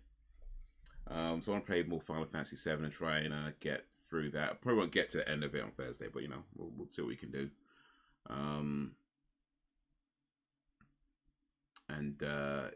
Yeah, and on Friday, let you guys know what the next TV thing would be. But next Monday, it's I forgot the name of the movie again, but the Arnold Schwarzenegger movie on oh, speaking of Arnold Schwarzenegger, he's got a new documentary coming out on Netflix. It's called it's just called Arnie, but apparently it's at least from what I can gather, it looks like it's about Arnie's career throughout, you know, from the beginning till now, and that's the impression I got from when I saw the poster. But yeah, that's on Netflix whenever it's due out. And he's got a new movie coming out on Netflix as well called Fubar, which sounds pretty cool too, but I don't know when that's due out. So things to look forward to. Never had a problem with getting male attention, but it was never good attention. They just want to stay with you. And everyone always enjoyable sharing time with you all. Disc free on Thursday. Yes, sir. Disc free. Saturday, maybe. Maybe. European Song Contest. Well, either European Song Contest or Escape. Literally Escape. So one of them, I suppose. No pressure. I appreciate that, Ben. But yeah, Sam, sometimes guys could be, well, guys, right? And it's, I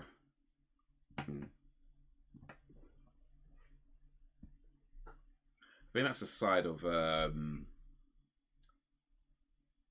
pretty privilege that people don't talk about. Like, when it comes to women who have like a desirable look, you know, a lot of times people talk about the benefits of that and how you could get this attention, that attention, and people around you more. But then not so good side of it is that the type of attention you get isn't always the type of attention you want, you know, and not always coming in a positive way or a good way. They're dealing with them, awesome.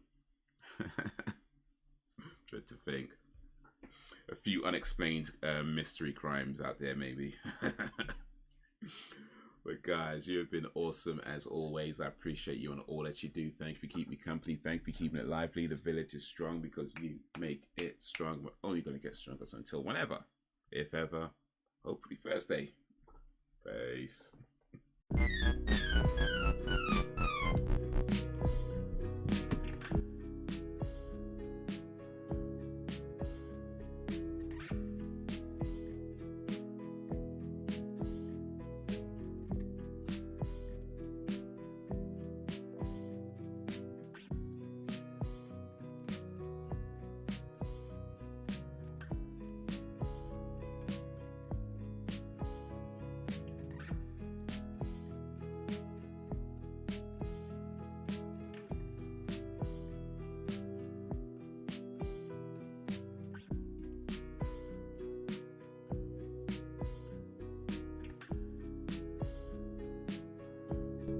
I mean, never get rid of that chainsaw, by the way, because I just realized what I typed might not have been what I meant. I mean, never get rid of that chainsaw.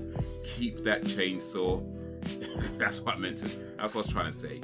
Never let go of that chainsaw. Like, just keep it. Keep it, keep it, keep it. Yeah, that's a good thing to have. Keep the chainsaw is what I'm trying to say. Anyway, peace.